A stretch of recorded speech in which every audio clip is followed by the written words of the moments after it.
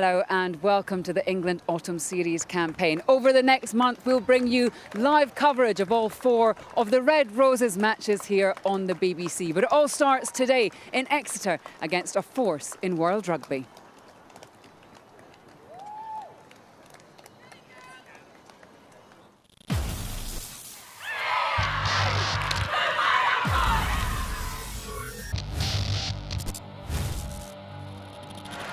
It's a fixture that really gets the blood pumping. Beautiful rugby. Wonderful stuff.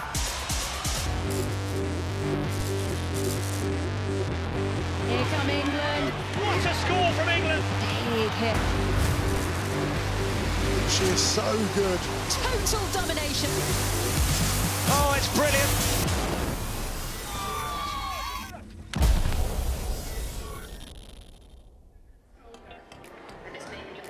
So it's the world number ones against the world champions, the first of back-to-back matches for England against New Zealand, and Chapter 1 comes from Sandy Park in Exeter.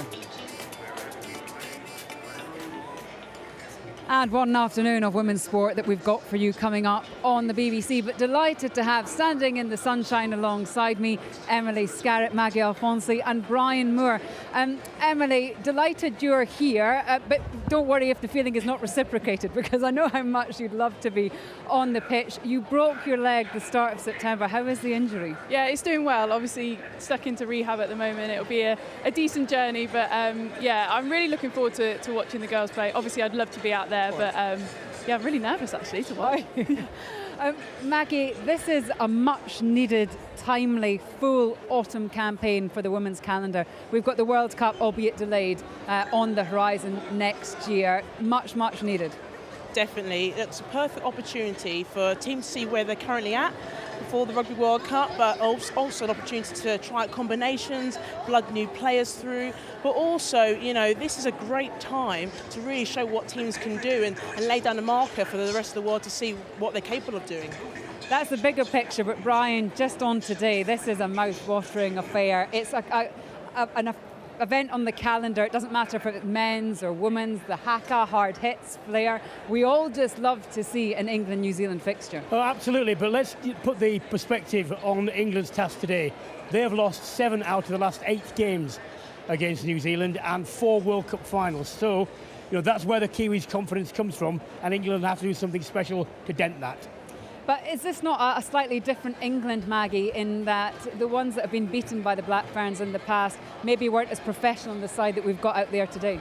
Yeah, this England team has grown, but there has been a lot of changes over the last few years. So, good example, Kate Daly-McLean has retired. The legend that is Emily Scarrett is standing alongside us, which I must bow to on a regular basis. So this England team has changed, but at the same time, I also think the New Zealand side, we don't know a lot about them. And, you know, they haven't played rugby for, well, 2.5 years. So it's going to be a really interesting game today because there's a lot of unknowns. But Brian, world number ones against current world champions is always going to be exciting, regardless of who they are and who's in what position. Oh, completely. I was thinking it's 30 years ago since I helped coach the England forwards in 1991 before the first World Cup. And look where we are now. Full Premiership rugby ground, national broadcaster live. This is how far the women's game has come. It's got lots more to go, but I just hope that the occasion lives up to the billing. What we do know is that whoever is victorious here, Emily, will go to that world number 1 position. Now, imagine if you're at the top, you say it's very important, but if you're second, you say, well, it doesn't really matter anyway. Yeah, look, obviously you want to be world number 1, but I think Mags and I will testify that the only thing that matters is lifting the World Cup in 12 months' time. So it's a nice to have. Both teams will want to put best foot forward, but they definitely want to get their hands on the World Cup in 12 months too. Brian, thanks very much for the moment. You're going to head on up to commentary. It really is a mouth-watering affair. 20 minutes until kick-off, and Sonia McLaughlin can bring us up to date with all the team news. Thanks very much, Lee. What do they say about some things in life are worth waiting for? 2 years since these two went head-to-head, so let's have a look at the players who are going to end that hiatus.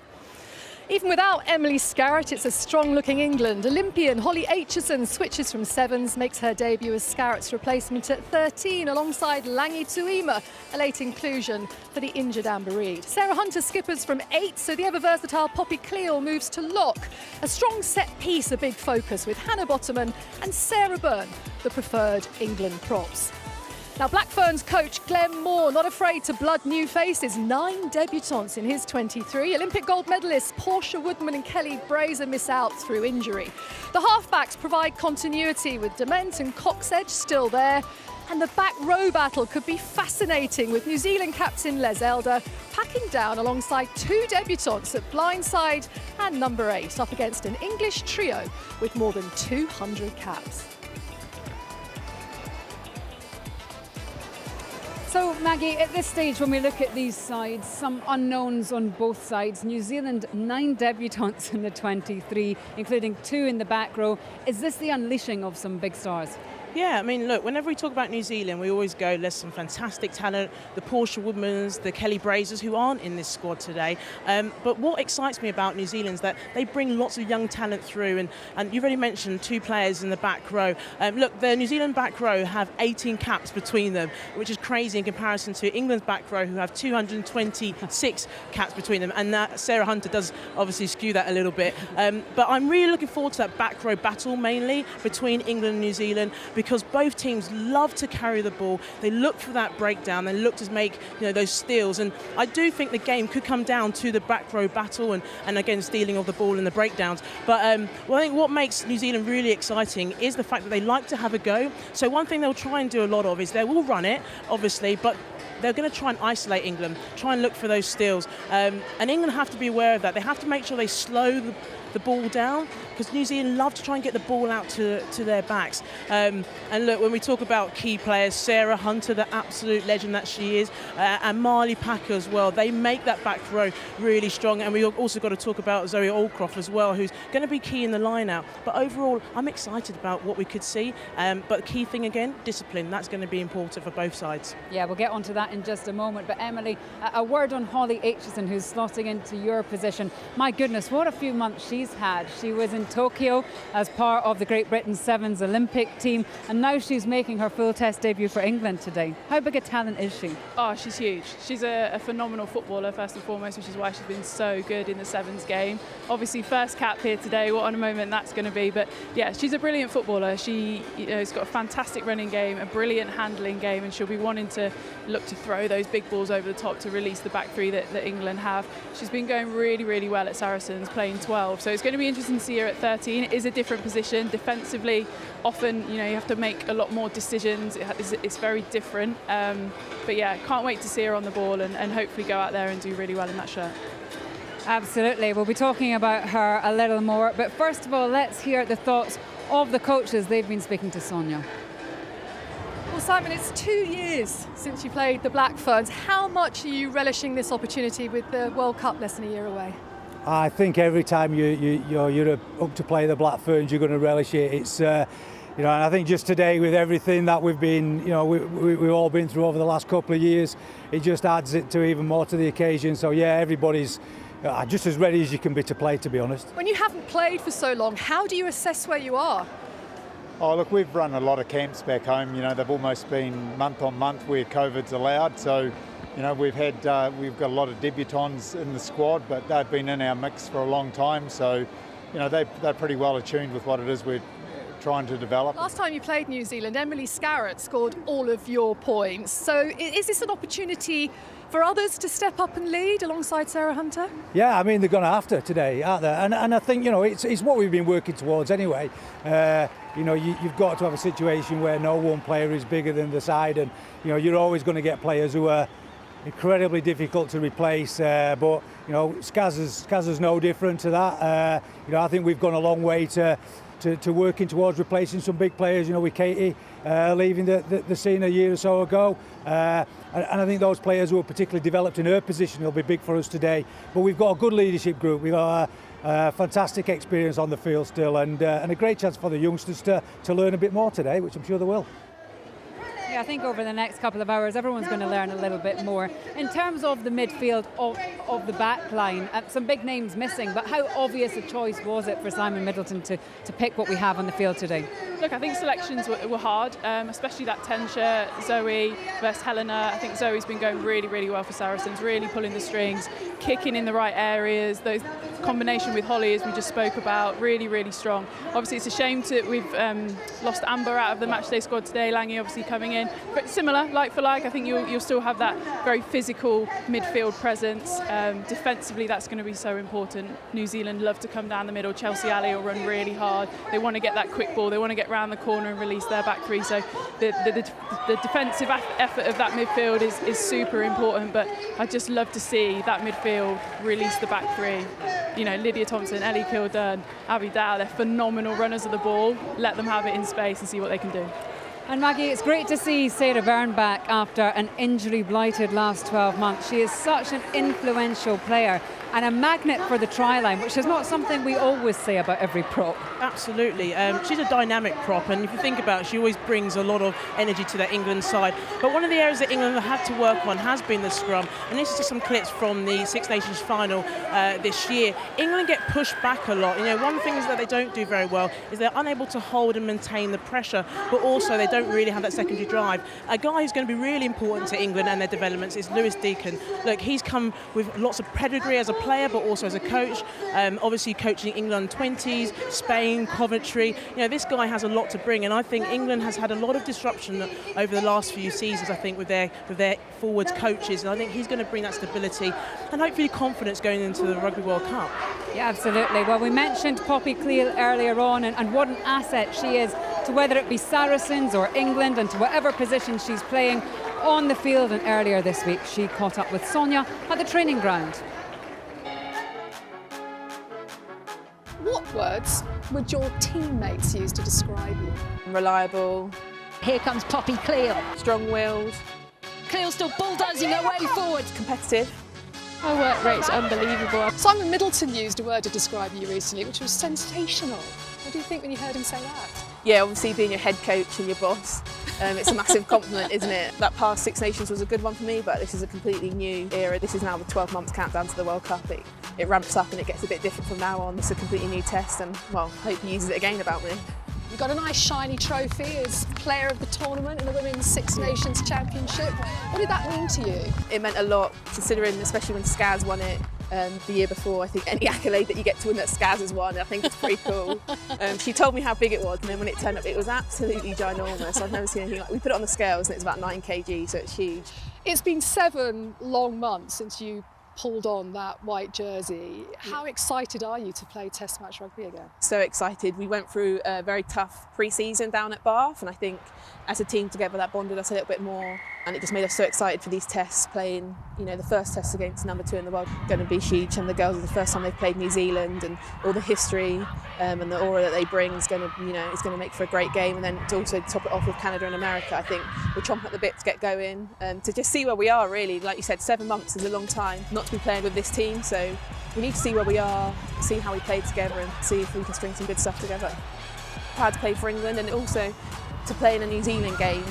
Proud to share the field with them. They're phenomenal athletes, phenomenal players, and hopefully we get to have a sellout crowd down in Exeter and put on a good show. The bragging rights at stake as well, for the right to be called the, you know, the #1 team in the world right now. I think, yeah, come on now, 100% there is. Yeah, that's the competitive. Yeah, there you go. Poppy coming out again. Yeah, no, 100% bragging rights. I'm sure whoever wins will be all over social media, but it's 12 months away from the World Cup. This isn't the be-all and the end-all, but what it is, it's a stepping stone and a journey, and I'm sure the coach is going to learn a lot about the young ones, learn a lot about more experienced ones. So, yeah, it's a journey. This is a start. This is a 12-month countdown. But yeah, we want to win. Good luck at the weekend. Thank you very much. Yeah, she's a big personality. Maggie, Six Nations player of the tournament. What makes her so influential? I think there's 2 things really. The first thing is that she's versatile, so she's playing second row today where she'll normally be an 8, so she can switch back in between those both positions. And I'd say the second thing about her is that she carries hard. I mean, she's one player you do not want to get in front of, and I think that's going to be key today. Her partnership obviously with, you know, in the second row, and then also join up with the back row. She's going to be a hard one to stop, and New Zealand are going to have to target her. So Emily, not long now until kick-off. Plenty of unknowns. So how do England approach this against a New Zealand side that we don't really know too much about? Yeah, they'll be concentrating on themselves. It's so cliche, isn't it? But they'll want to come out and really set the tempo, set the intensity. I just turned around then when we were watching the VT, and this place is pretty much full. It's going to be absolutely bouncing, home support. We've all missed it. The England girls are going to rise to this occasion, and yeah, hopefully we've got a cracking game ahead of us. Yeah, it's great to see so many people here in this packed out Sandy Park Stadium. Everyone here to watch what is such a mouth-watering affair. Sit back and enjoy this one in the company of Brian Moore, Natasha Hunt, and first it's Sarah Orchard. Thanks, Lee. A very good afternoon. Well, we are nearly there. The world #1 side, England, taking on the reigning world champions, New Zealand. And we hope you're ready to batten down the hatches. It is gusty here in Exeter today, more so than usual. There's a few clouds over Sandy Park, but a sprinkling of sunshine as well out over the estuary. But plenty of excited faces ahead of this one.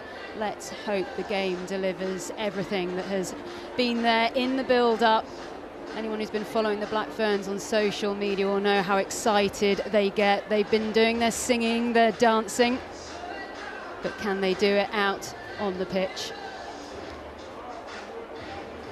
Well, there you go. Plenty of regular rugby faces in the crowd today. Plenty of new fans as well, as we are expecting Sandy Park to be at capacity for the Red Roses today.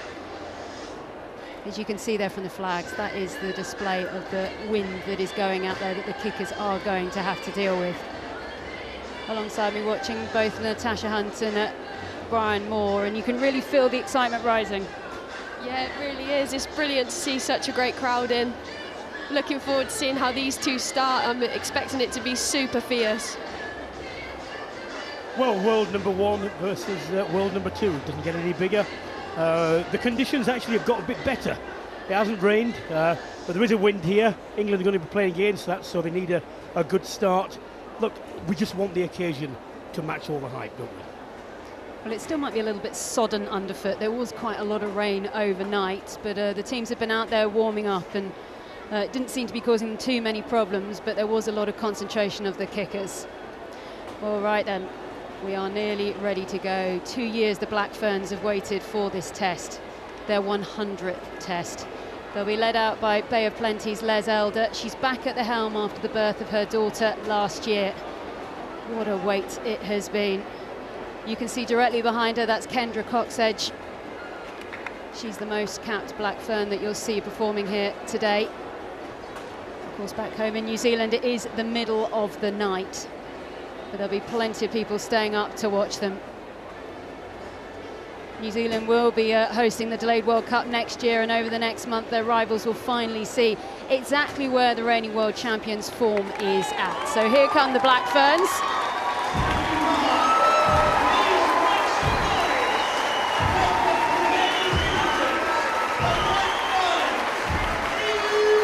Well, the Pyrotechnics go, and they go and line up on the far side of the field. The Red Roses did just appear alongside them because they have managed to swat aside their last 14 opponents. Can they make it 15? Well, the crowd are loving the Red Roses, skippered by Sarah Hunter, of course, winning her 127th cap. She's been here many times before against the Black Ferns. She's won, she's lost, she is back for more. And Sandy Park, well, they are already in full and glorious Devonian voice. Well, before we get the anthems underway, rugby will now make its stand against racism in any form, and this is a message you're going to see throughout both the men's and the women's Autumn Nations series. There's just no place for it in sport or anywhere.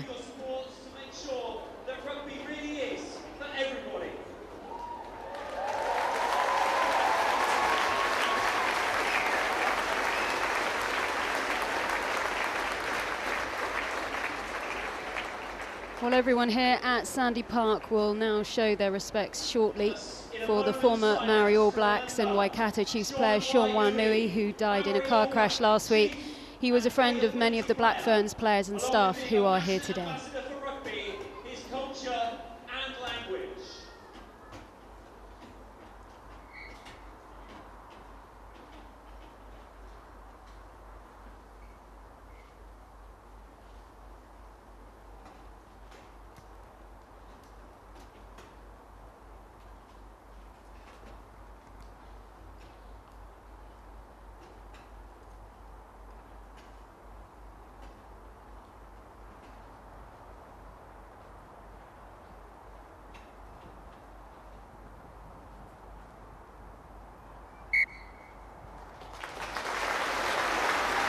beautifully observed, and our thoughts and prayers are with Sean's young family.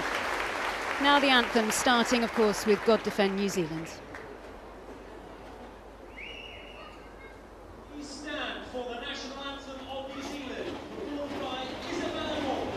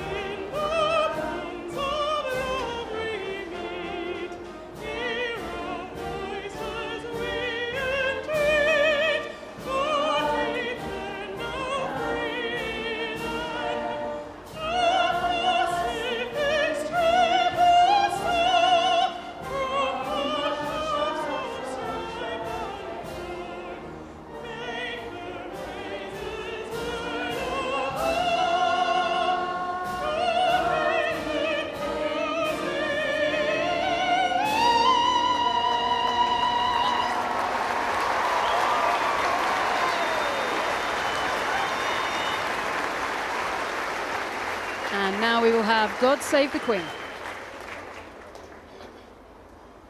Please remain standing for God Save the Queen, performed by Lily Day Stocks.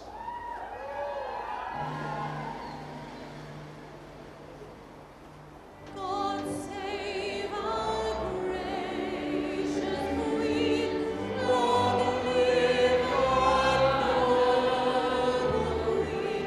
God save our Queen.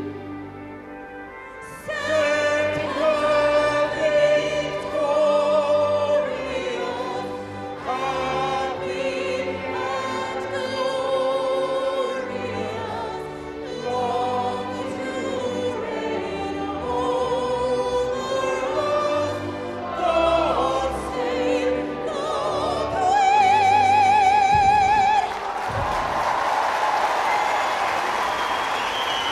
Well, you would have seen Amy Cockayne just at the end of that line there. She is an RAF officer, beautifully observing the national anthem. But it's not quite game time yet. England will now stand and respect one of New Zealand's oldest traditions, the haka. Now, this isn't the All Blacks haka, it's the Black Ferns haka. It's called Let It Be Known.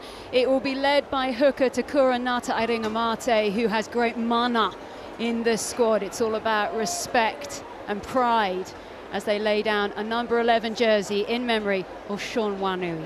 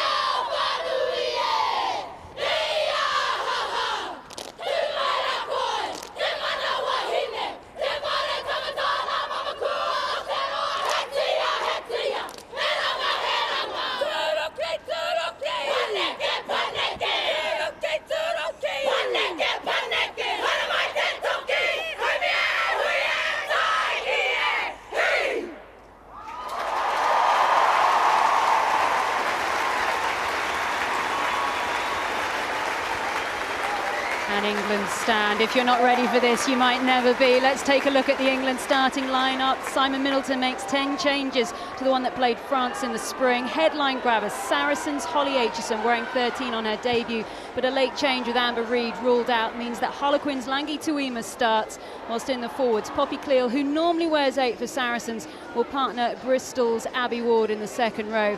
Meanwhile, there are big things expected of the props, Hannah Bottoman and Sarah Byrne.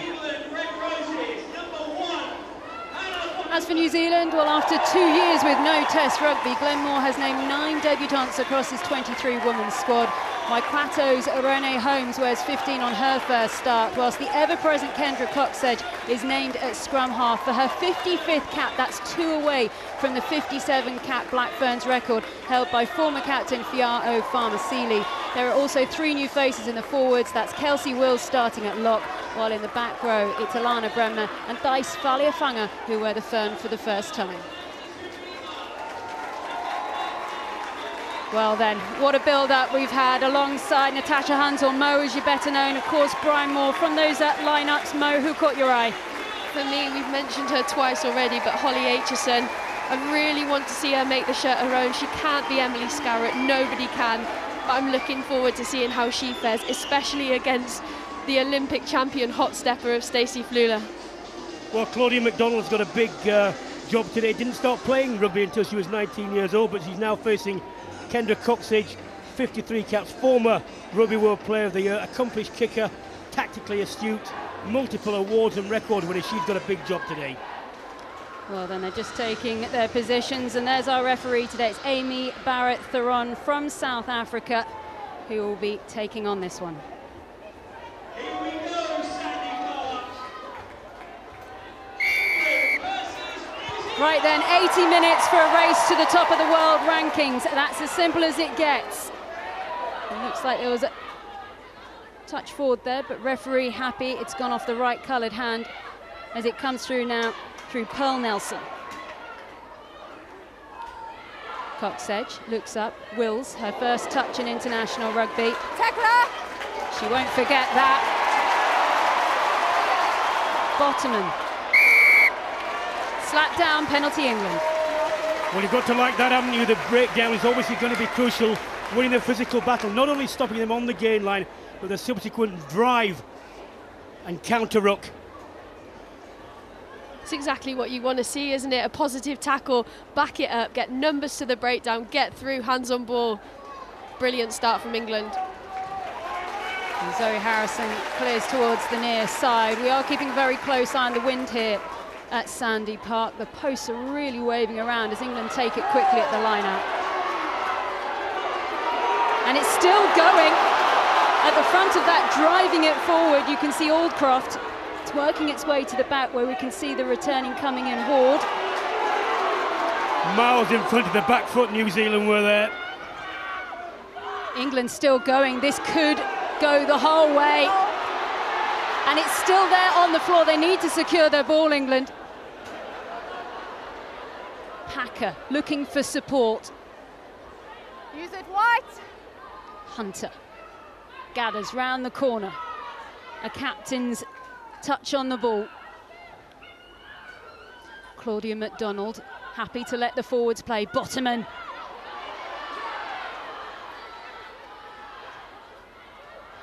McDonald again. More forward power. Tackler! England penalty. New Zealand not rolling away. What do you do here, Mum? I was going to say, really interesting to see how they're going to play. Zoe Harrison straight away lining up the corner. It's what you want to see. Katie Daly-McLean talked about it in the week, but this is a chance to test what this New Zealand side is about. You don't get to play them very often. Play some rugby. Love to see that. Might you not taking the scrum? Huge attacking areas either side. We haven't had a scrum yet, though, so we don't know how that's going to fare. We have that delight still to come. Abby Ward can't take it. Coxedge with the clearance. As we see Thompson having to turn and chase. It's a bouncing ball, and it goes out of play on the near side. Did Thompson touch it? No. England line out. I want Ellie Kildun to be coming onto that. That ball's gone over her head. You need your 15 dominating that backfield. Just accelerate onto the ball. Look at the tempo that England are trying to get the ball back into the game, though. They know that they've got that advantage over New Zealand, having played a lot of rugby. What a hit on Poppy Cleal there by Alicia Pearl-Nelson. As the ball has gone forward into the hands of Marley Packer, and we do get a chance to look at a scrum. And the reason this is significant is because the scrum for England, particularly in the Six Nations and against France, did slightly falter at times. They need a big performance here, Brian. They do, and they've got Poppy Cleal, who's gone from the back row into the second row. She's slightly heavier, so in the centre of the scrum that might make a difference for balance. But you know, the front row of Bottom and Davis and Byrne, they need to anchor this, because England cannot go backwards and seek to play on the front foot. It just won't work. Yeah, New Zealand have got a 95% scrum success, whereas England are looking at a 77%, so winning their own possession off their own ball. This is a tasty one. Well, it's taken a little bit of time, a few running repairs going on to a couple of players, but the water now coming off, and there's a big focus actually on water carriers in rugby union in general right now, and their influence and input and slowing down the game. But we are about to get this scrum. Bind. Sit.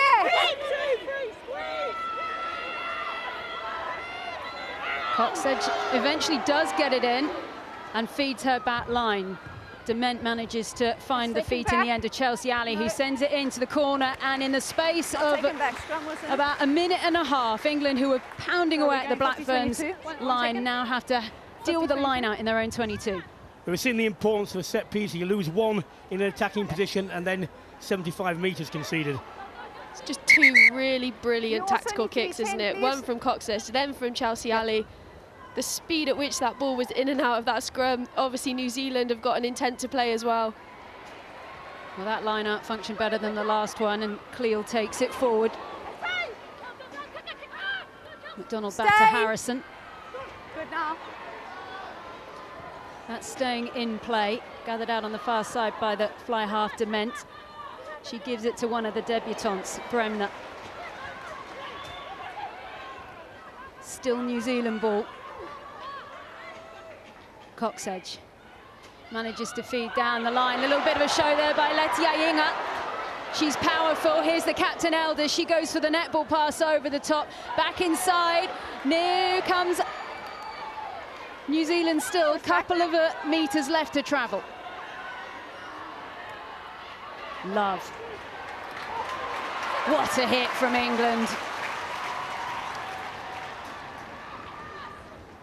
Dement again, little kick through, it's being chased. Was she blocked is the appeal from New Zealand.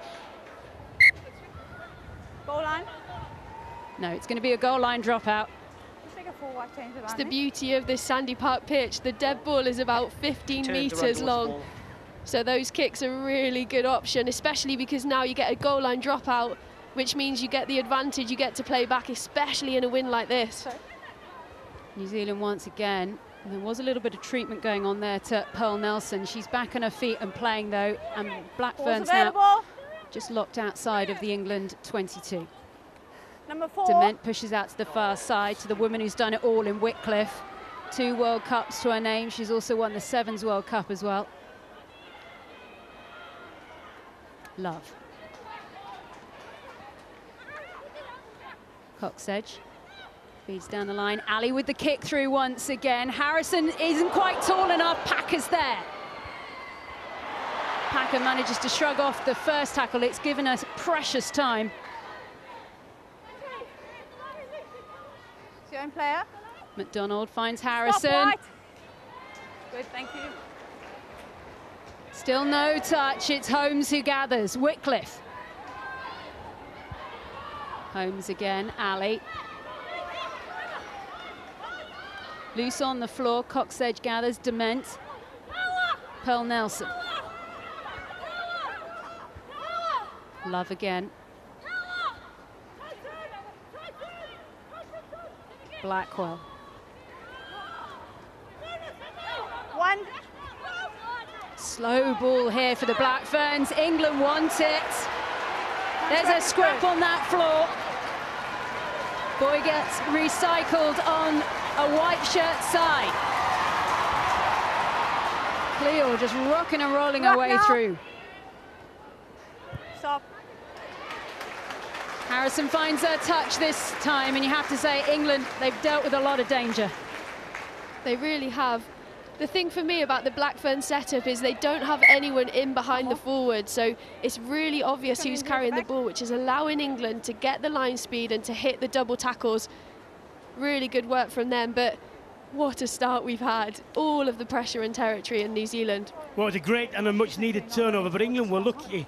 A few phases earlier, they weren't penalised for a late tackle.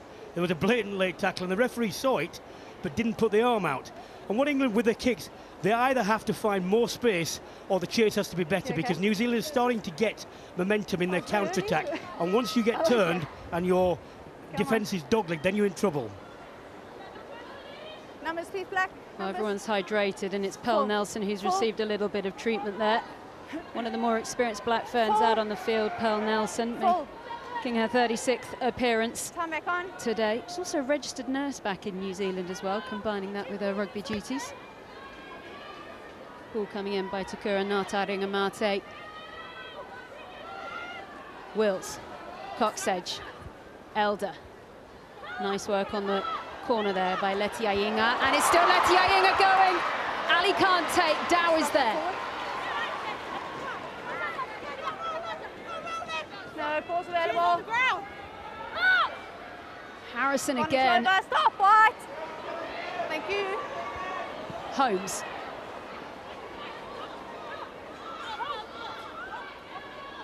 Coxedge, Love, Dement. Still Dement.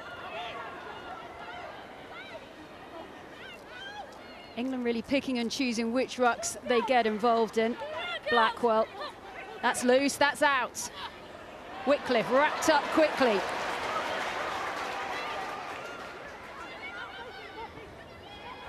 Dement, Ali. Oh, big hit going in there. It's loose on the floor. England take it. Back to Harrison again, who's having to clear a lot of ball from inside. England's half at the moment. Stay. Harrison.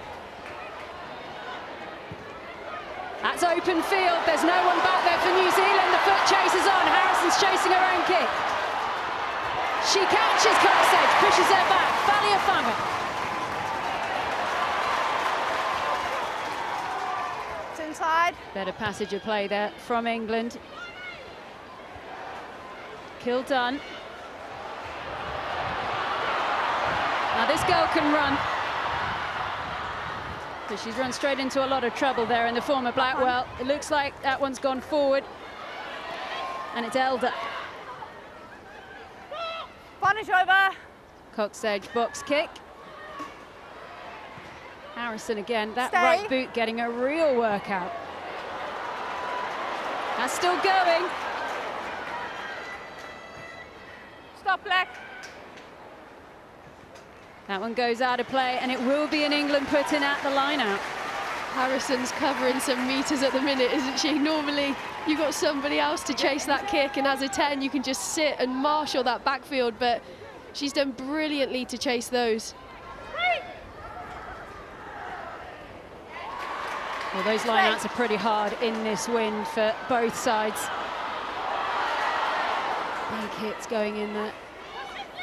Leave it, you're off your feet, thank Elder you. warned there, she took her hands off it. Referee lets play continue. Thompson. The tackle. Advantage to England. Poppy Cleal. Doing what Poppy Cleal does. That's a pass to nothing. They need to get hands on it. They do. Ward passes out to the far side. Here comes Dow. She's going to have a one-on-one out there. Pop top ball is still going. It's going to be Abby Ward to score.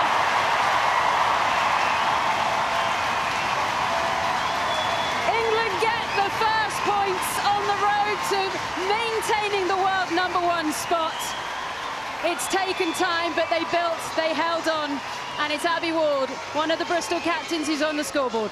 Well, it was finished wonderfully, but it was Poppy Cleal who saw the fact that New Zealand are not committing players into the ruck. They're standing out wide, in fact wider than I think they should be, and therefore the space is immediately behind. As soon as she picked up, she was over the gain line, ball came back quickly, and then everything else is possible. Yeah, it's brilliant. It's what we want to see England do more of. Come out the back door of those forwards. So many of these forwards have brilliant, lovely handling skills. Just little touch out to Zoe Harrison. She knew that it was on out wide, didn't quite pick her player, but lovely little skill from Ellie Kildunn to just keep that ball alive. And what about Abby Dow's offload off the floor as well? Good team effort, that try. Sure the Black Ferns will have something to say about it. Well, I'm sure they will. I mean, and they will be disappointed because they've had 2 or 3 half chances. They've just gone begging, and that really is the first time England have been in any sort of decent possession and territory since the first 5 minutes. Zoe Harrison will be forgetting about that conversion for the time, but it's not the easiest, as we said, with the bluster she's dealing with. What a handoff there by Ward. That'll go on the highlights reel. Really good response from your feature. Thanks, Captain.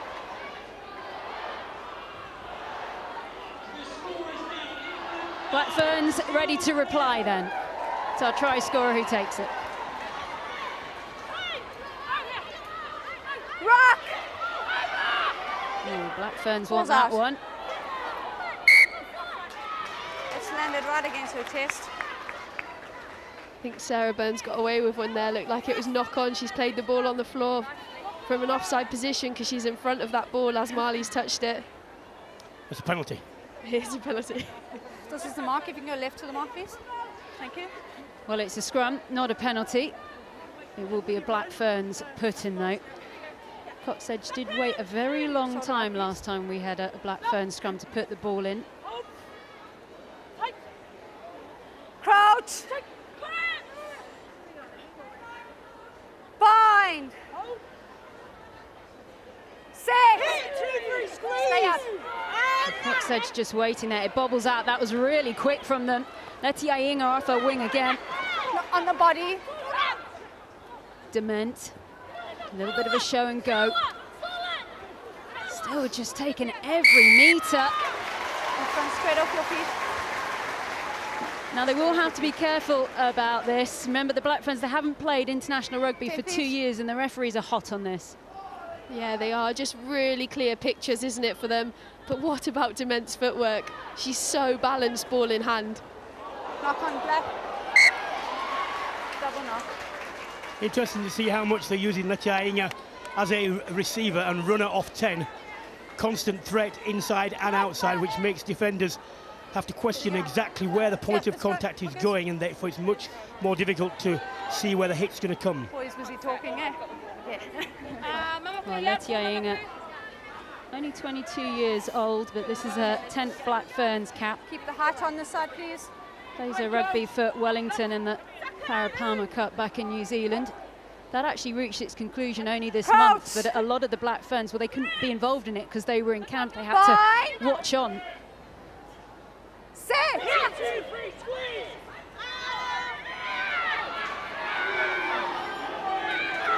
This is our first English scrum. And there's a penalty advantage coming if England wants it. Oh, and they do want it. Going back for the penalty. Well, Sarah Byrne doing really well there because initially she was under pressure, managed to turn and angle her body, so the shove went over her right shoulder. That's how she got square again, and that's why they went forward. That penalty count not working in New Zealand's favour right now. England, discipline has been good. Although, as we alluded to, they might have got away with one as well. Ball in from Davis, down to McDonald. Harrison goes back to Aitchison. Long pass out to Kildunn. Kildunn does that every day of the week when she's playing at Harlequins. Still going through Dow. She's been on fire for Wasps, and she's doing it now in a white shirt as well. No hands, Black, you're off. Harrison. Ward. Hunter. Huge hit on Hunter by Letia Right now. Inga. No, no, 9. Thank you. Packer. Black Ferns did mention Marley Packer a number of times in the build-up to this match as one to watch. Langi Tuima. There was an overlap there for England. Off their foot. Referee happy that that is all off a foot. McDonald finds Harrison out to the far side to Dow. Here she goes.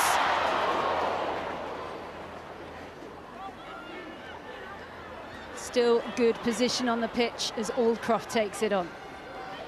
Back inside. England think there's numbers on the far side. Kildunn's still there. Had to go. Here comes Poppy Cleal.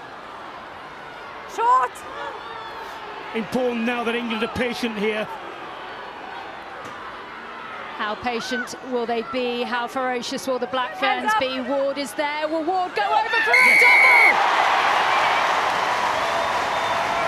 Well, didn't need for two pitches. What a start for Abby Ward in this international. She has been incredible so far, in all the right places at the right time. She's best known for being an absolute line-out nose, but she's scoring tries today. Yeah, she is. It's just a brilliant finish, as you said. Need to be patient. Lovely set-up play, just numbers in and around the ball. And sometimes you've just got to put your body on the line for your team. That's exactly what she does. Rides the initial tackle and then goes nice and low. Added weight by Zoe Aldcroft, just pumps her legs. That tiny bit of movements, that snap from the hips. Good team. Brilliant finish.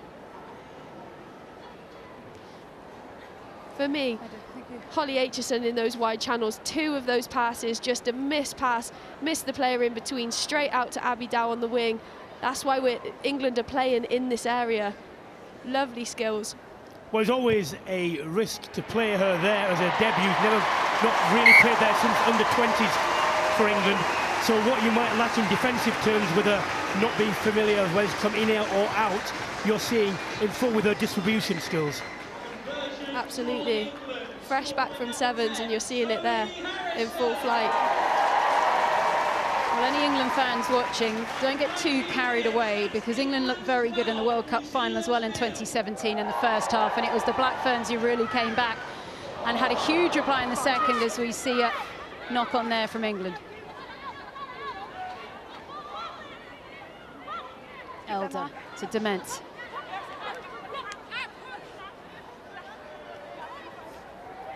Here comes Nata Ringamata. Ali, she's a great footballer. McDonald read it though. They're beginning to get Ali's number in that. Stay 5. Thank well you. dealt with by Zoe Harrison. That looks like a planned move to me that she should have cancelled. Went through with it, irrespective of the fact that England had actually packed the backfield and were ready for it. Come off. She's done it a few times now in that area, but for me, if you're gonna put a little kick through, it's got to be for somebody else. Very rarely, especially in and around the 22, are you going to be able to kick and regain yourself. If that's a channel wider, potentially you've got players coming onto it. Flula in that channel that's able to pick it up, but yeah, potentially need to change that tactic now, New Zealand. Well, we mentioned earlier that Chelsea Ali, she plays rugby at Waikato, as they just have a little bit of running repairs to Pip Love, but it was actually Waikato who won the Farah Palmer Cup. They were the champions, but of course, as I said, she couldn't be there, Chelsea Ali.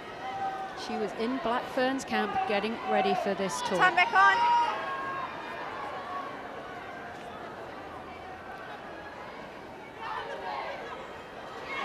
What a steal by Abby Ward. That is what she's known for. Get out, 6. Mark Davis. Own players. Harrison finds Tuima.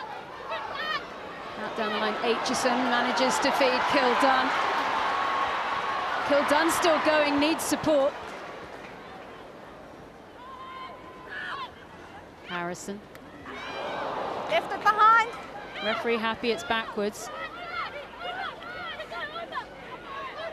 No, get out now, Black, get out. Get out. Bit of a mess there. England lucky there, didn't retreat round the back foot, came in from the side.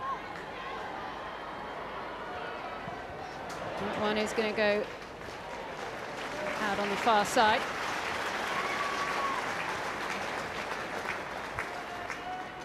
And here we go. This was Abby Ward. It's a brilliant steal, jumping across the mark, but we don't mind about that. Ball to the back straight away. And really nice hands from England. Nobody went forward until the ball was in Ellie Kildunn's hands. It was just stand and pass, get onto the outside of that New Zealand defence and then attack. They've taken another one. They've been doing the homework, the Red Roses. Harrison managed to take that off her fingertips. It was a difficult take. Aitchison finds Kildunn. It's going to be a 1-1 if she passes it. And here we go, it's Lydia Thompson. She ran out of pitch. Touch. Well, we know that the try areas are big at Sandy Park, but the width couldn't get any wider. Yeah, the right things are being done though, aren't they? This England backline really is identifying space well. Captain, I'm happy with the great work from Zoe Harrison. Fantastic pick up off the bootlaces. And then just spins it out. Holly Aitchison again, timing of the pass really good. Well, it's funny, he was concerned about Holly Aitchison's defence, and it's Stacey Fleuler who's having all the problems. 3 in a row. 3 line-out steals in a row. Black Ferns are going to have a lot of thinking to do about that ahead of the repeat fixture next weekend. Byrne. Harrison, Tuima, Aitchison. Oh, I think Stacey heard you, Brian. Cleo takes 2 women to bring Don't her hold down. her in, she's out. Harrison again. Byrne can run. Don't be in any way fooled by the number on her back. Harrison. Out far side to Thompson. The Black Ferns will be wary of Thompson after she scored really strong solo tries against them in the World Cup final. She's off your feet, leave it, Black. A lot of warnings going on to the Black Ferns. Just hold. And we're going to have to listen into Captain, I this. can understand your frustration. Yeah, on the ball, but I think you were off your feet first. She can't take out the line like that. Okay, so just take one down. So what, her? She hit the line. She can't take all the scrum off. Yeah. You were close. You were very close. Yeah. I wonder at what point Time is up, the sir. cumulative penalties might lead to a warning. I think that was the warning. Was it? I Okay. think it was. Okay. Semi-clear warning. Okay. And once again, I think it's Pearl Nelson who's down receiving a little bit of treatment out there. Now, as much as we've been saying that the Black Ferns, they haven't been playing tests for 2 years because of the pandemic, they have been playing, of course, a lot of domestic rugby in New Zealand. But Mo, you know better than anyone, nothing compares to Test rugby. Nothing at all, just the speed at which the ball gets from one side of the pitch to the other. Time back on. The intensity of the hits, the carries, the Tackling has come tackles, everything about it. And then you add on another 20% because it's England against New Zealand in New Zealand's 100th test. Well, only in retrospect can you tell which particular plays were important, but if this goes over, it'll be a huge fillip for England. 1-2 converted tries. Penalty to New Zealand. It went down at the back. You can't restart it. The ball has to be at the front. I was okay with that. We'll have a look at it. Okay. Yeah. I think the whole of New make sure we Zealand's get the just timing. breathed a sigh That was close, of but okay. relief. Yeah. Okay. Timing. Coxsage with the clearance. And it will be the Black Ferns who get the put in from that one. And this is a precious little bit of territory away from the danger zone. Yeah, sure. There you go. Frustration on the face there of Zoe Allcroft.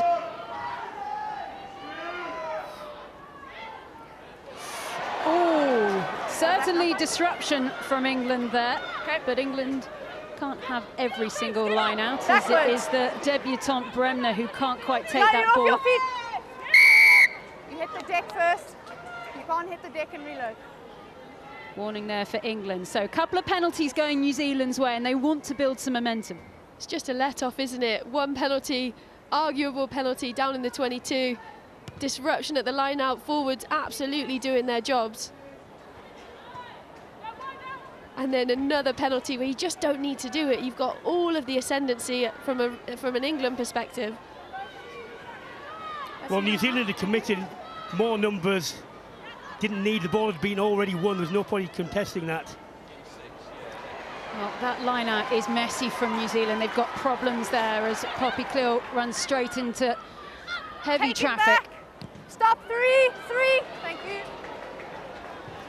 That's a lovely kick from Zoe Harrison. There was big debate from England who's going to start there, but it has gone straight out because they took it back into the 22. I call taken back. No, it's where the kick is from. Okay. Zoe Harrison there.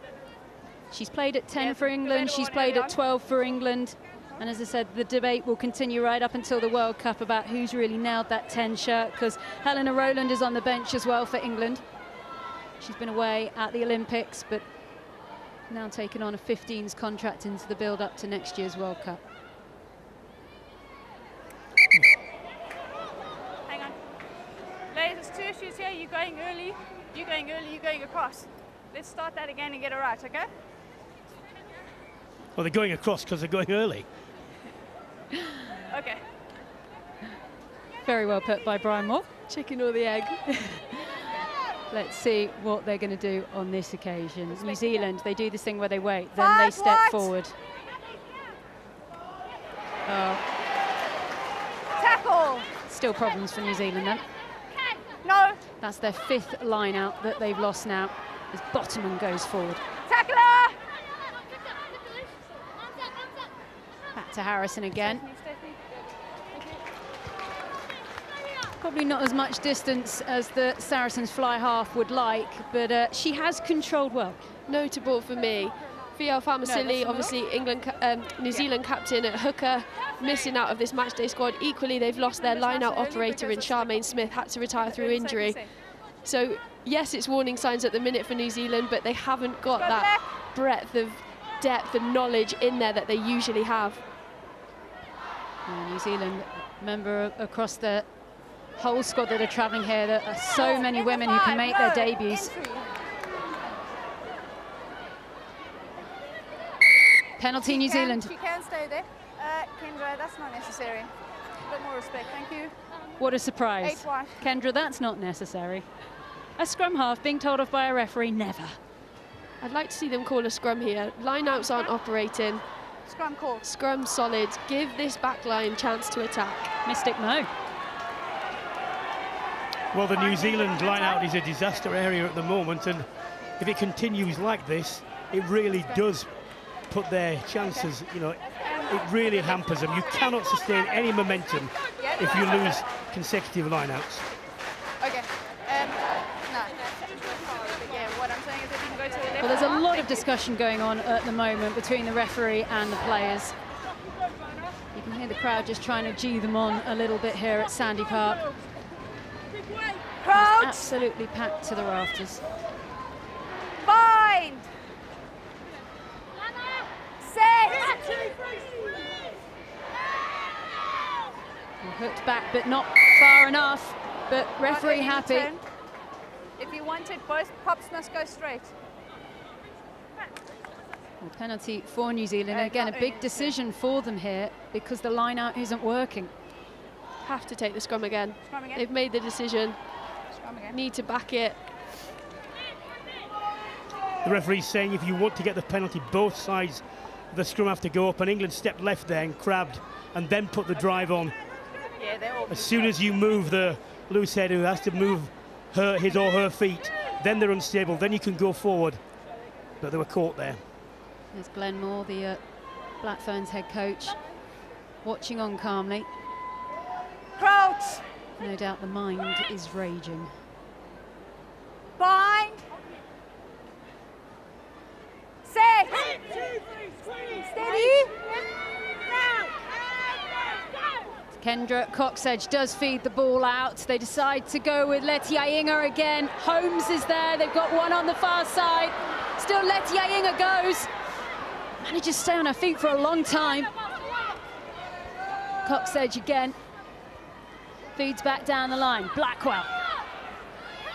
Tackle. Love, support there from Bremner and Elder.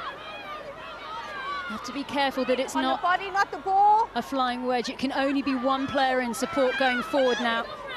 Packer has managed to steal that. They're all off their feet. Packer the poacher gets the ball. Well, another brilliant steal in extremis. But I mentioned earlier on just how much Letia Inga is being used as a carrier. England need to make sure that someone is shadowing her wherever she is appearing, because she is the ultimate receiver of the ball that's being played and the way that New Zealand are getting across the gain line. There's no way she should make 30 metres on a set piece. It's a brilliant carry, really good footwork, strength out of the tackle. But what about this from Marley Packer? She just allows that tackle to happen, almost flops over it, hands on ball. We not set it around Mark. She is very, very good at that. He needs to be outside. Marley Packer, one of the more experienced England players now, 77th cap she's winning today, the Saracens woman. I know she's got a little boy called Ollie at home who is watching on, very proud right now. He might be in the crowd actually. He does come to games, doesn't he? Yeah, but it's a bit too far this one, so Oliver's sat there watching from the telly. Good to have you with us, Ollie. Yes, yes.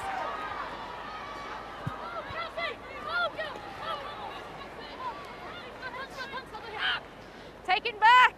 Harrison then. Yes, yes. That was a much lower kick and it worked really nicely. Black Ferns think about taking it quickly, but I think they're going to have to deal with another line out, an English line out. Let's work hard on getting It's a Black Ferns line out.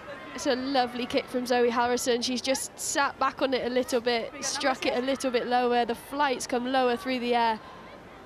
Lucky little bounce into the corner and a fantastic exit from England. A lot of ground made against a not inconsiderable wind, actually. Back. Stay. Better from the Black Ferns. Coxedge Stop. puts one up. And it's gone straight out. Remember, you can't advance, yeah? Well, Coxedge, she's done quite a bit of kicking in her time. I was okay, that but won't I be have a one look. she remembers. One thing Sam and Middleton will be really pleased about is the way in which the breakdown is and the ball carrying is going over the gain line consistently for England. Not only that, but the speed at which they're getting the ball back, so it's making it life a lot easier for Claudia McDonald to get that ball in and away. See there, 2-3 yards makes all the difference. Still Burn. Harrison, Aitchison, Kildun, McDonald, Aldcroft.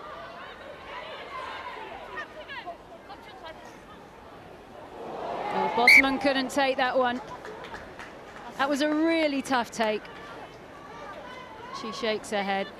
And you just did feel England were building a bit of momentum there.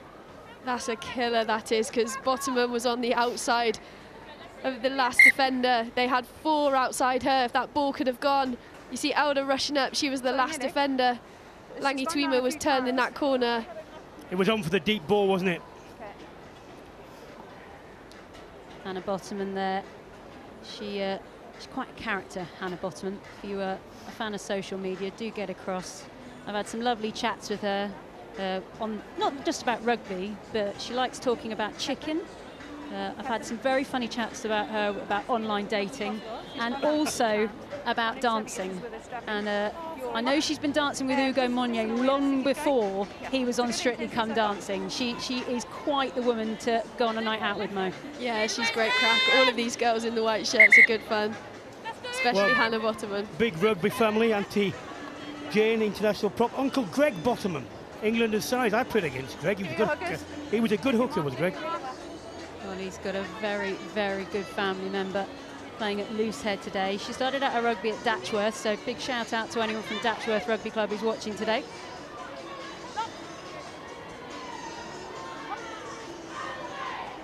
Crouch.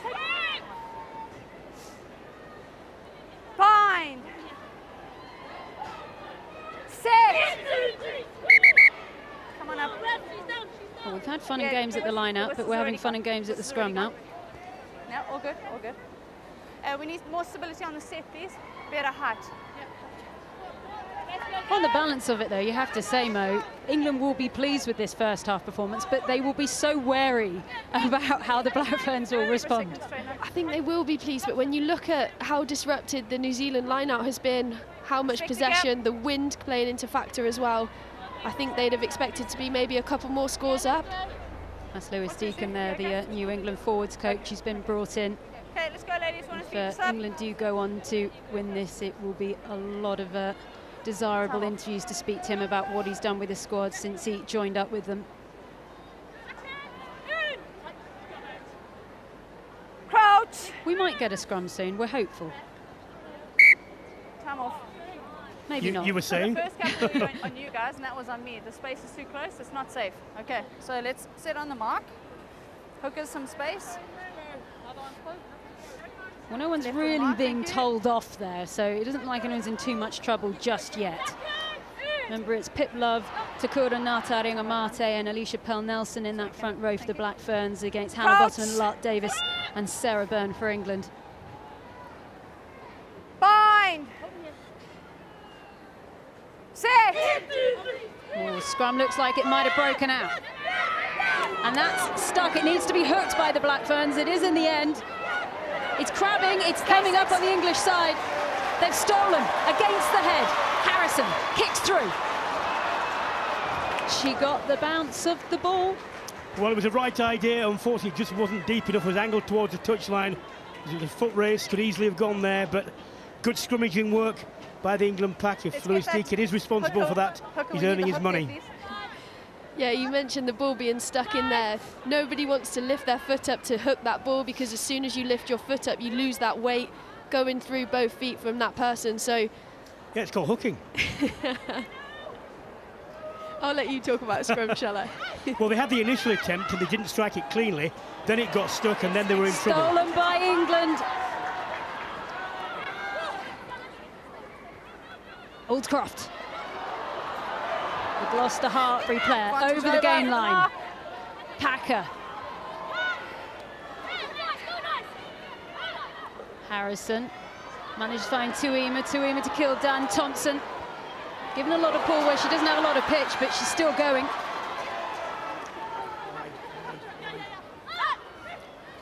Packer takes it in, sucks in a few more defenders. There's an overlap on the outside, but it's going to be a New Zealand ball. That's a rough time for England to give away a penalty. Yeah, again, they were building really good momentum, good ball carries, lovely carry from Zoe Allcroft. That's got to hit touch though. But it's on. If they go a phase earlier out to the backs, it's really on. Kildunn knows she needs support there. She can just see the black shirts in a wall waiting. Here comes Dow. She fancies Flula. Flula really has to scrag to try and bring her down, gets the knock on in the process. Crowd do not like this decision. I'd have really liked to see Sarah Byrne just hold her feet then, instead of coming in on that short line to open up the space for Dow just to go hands, having her in the line. She's such a devastating runner. You just see there the knock on from Dow. She's just trying to get that ball back to Holly Aitchison. Doesn't quite manage it. This is what I was mentioning about from England, though. I think they'll be disappointed with the amount of pressure they've had and not come away with points. They've been in that 22 an awful lot. Crouch. Bind. Set. Coxedge having to dig away nearly all the way to the front row to get that one out quickly. Get on now, 7. It's available. Big pressure there from England at that breakdown. Slow ball for New Zealand. Stay black. Dement. Stop. Ooh. Well, they managed to sort that out eventually. Dow has the ball. It's okay for me. Aldcroft. She straightens things up.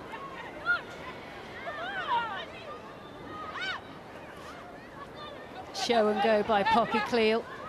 Off your feet, Black! Warning there to the Black Ferns to make sure they stay upright. Forward from Aitchison, has the referee spotted it? Play on, Thompson. Push back.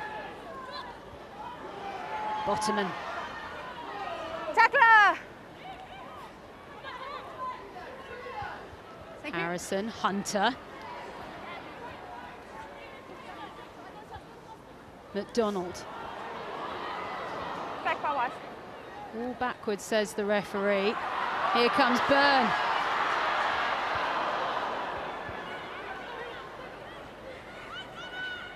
Sorry. McDonald again. No, you're on the ground. McDonald finds Harrison now. Tuima, she goes for the cross-field kick. It's over the heads of New Zealand and out on this near side. Maybe Tuima just felt like she needed to do something. Yeah, I understand the decision, but 2 minutes to go to half. You've got an overlap. It was a 4-on-2. Just give the ball. I think Packer was screaming for it on this near side. Okay. And also, if you're going to kick from there, you want to kick higher so there's a chance of recovery. Sorry, I missed that one. Having said that, New Zealand have had so many problems in the line-outs. Yeah, not a bad option at all. Let's go, Black! Well, closing minute then of this first half, and New Zealand going to finish it nilled. It'll be quite rare for them to experience this. Here comes Davis, the hooker. McDonald to Bottoman. Harrison, Aitchison, Kildunn, still Kildunn, Kildunn goes over, she needs to put it down and she does. England are rampant at Sandy Park, 3 tries and the Black Ferns have had no reply. Well, that's superb work by Kildunn. I was just going to say they butchered a 4-on-2, but it didn't matter. But again, all came from England getting over the gain line very quickly, recycling ball, and eventually New Zealand running out of numbers. Initially as well, that line-out steal from Moorcroft. I thought Holly Aitchison was in here. Just the gap opening, Whitcliffe backtracking. Lovely little footwork from Ellie Kildunn, and nobody near her. Always makes me nervous when she carries it with the ball in one hand though, but fantastic finish in the end. Well, it's good running, but that's poor tackling. She's only 22 years old, Ellie Kildunn. When she made her debut for England, she was still picking up her A-level homework.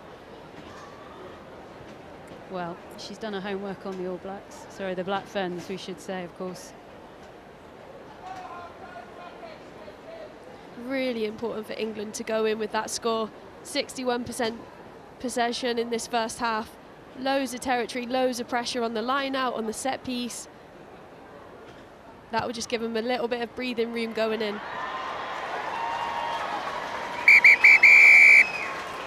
Whoa, what a half of rugby we have seen from the Red Roses. The Black Ferns have often had their number in their last 2 encounters, but that is a strong half-time score. It's England 17, New Zealand 0.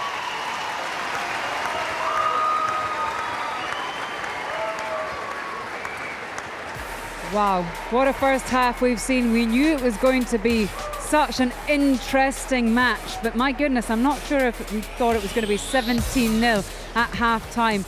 A couple of great tries there from Abby Ward, and then Ellie Kildunn just right at the end, sealing the deal. And we'll be discussing it. Well, there you can see a very happy commentary team. Natasha Hunt, again, frustrated to be on the sidelines, but really enjoying watching this one, as is Emily Scarrett and Maggie Alfonsi, who once again are alongside me. My goodness, ladies, where to start with this one? Emily, 17-0 at half-time. Simon Middleton and the girls would have taken that if they'd been offered that before the start of this. Yeah, I think they definitely would, wouldn't they? Look, I think the chat at half-time will be very much more of the same. I think they've come out with a real good intensity. You can see the tempo that they're trying to do in everything. Every line out they're getting there quickly. Every line out they're throwing it in quickly. They're trying to keep the pace high for this New Zealand side. And yeah, the second half will be very different. Let's not, make any mistakes about that. New Zealand will come out a totally different side. But it's a brilliant start for these English girls. It was an incredible start. I mean, it was almost 10 minutes of relentless back and forth, both trying to inflict some supremacy, but it was England who got there first. Yeah, it was. I mean, I think like we talked about at the start, England almost started that game with that level of intensity, that physicality. And what we asked for from England at the start of this game was the width. And I have to say, you know, you have to talk about forwards being involved in the back line. You got Ward doing his stuff, you got Bottoman, and then the offloads. And I was saying this previously, England are almost playing the way New Zealand used to play. You know, the offloads, they're looking for the players back inside, keeping the ball alive. And Ward, we didn't really talk about her at the start of the game. She's been sensational their first half. And not just obviously in the loose play, but also in the line-out. Yeah, and in those first sort of 11, 15 minutes, Abby Ward was in all the right places at all the right times. I mean, she couldn't have put her body in many different places to ensure that she was there should opportunity arise, and opportunity arose again for her just a few minutes later. Yeah, look, she's a brilliant rugby player. She understands the game, she reads the game incredibly well. She's been going very, very well for Bristol this season, and she just finds spaces and she's able to keep up with play really well.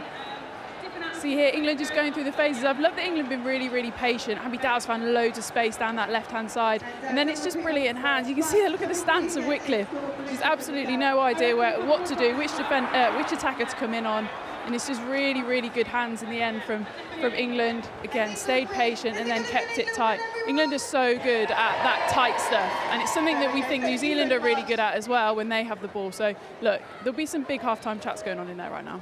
And Maggie, England had to wait a while for that third try, and we'll talk about what happened in between in just a moment. But Ellie Kildane, she plays with such enthusiasm, with such joy, and that really was summed up in these final moments of the first half. Yeah, again, it was the tempo, it was the quick pace. You know, one of the things that Mo Hunt mentioned in commentary, England are playing with width and quickness. But Kildane, Dow have been causing absolute havoc in the outside channels. But again, it's almost like they're identifying that 2v1. You know, they're seeing opportunities, they're heading back inside, and New Zealand aren't making the tackles, and that's really out of character for New Zealand because they're very good at hitting low, stopping the offloads. But England are finding those opportunities, finding the weak shoulders, and making those beautiful breaks. We spoke a lot pre-game, didn't we, that New Zealand haven't played for a long time. Well, missing tackles like that isn't anything to do with not having played for a long time together. That's not system stuff, it's not time together, that's just individual errors. And it's something they pride themselves very, very highly on. They're really, really good footballers, so I wouldn't expect to see too many more second half.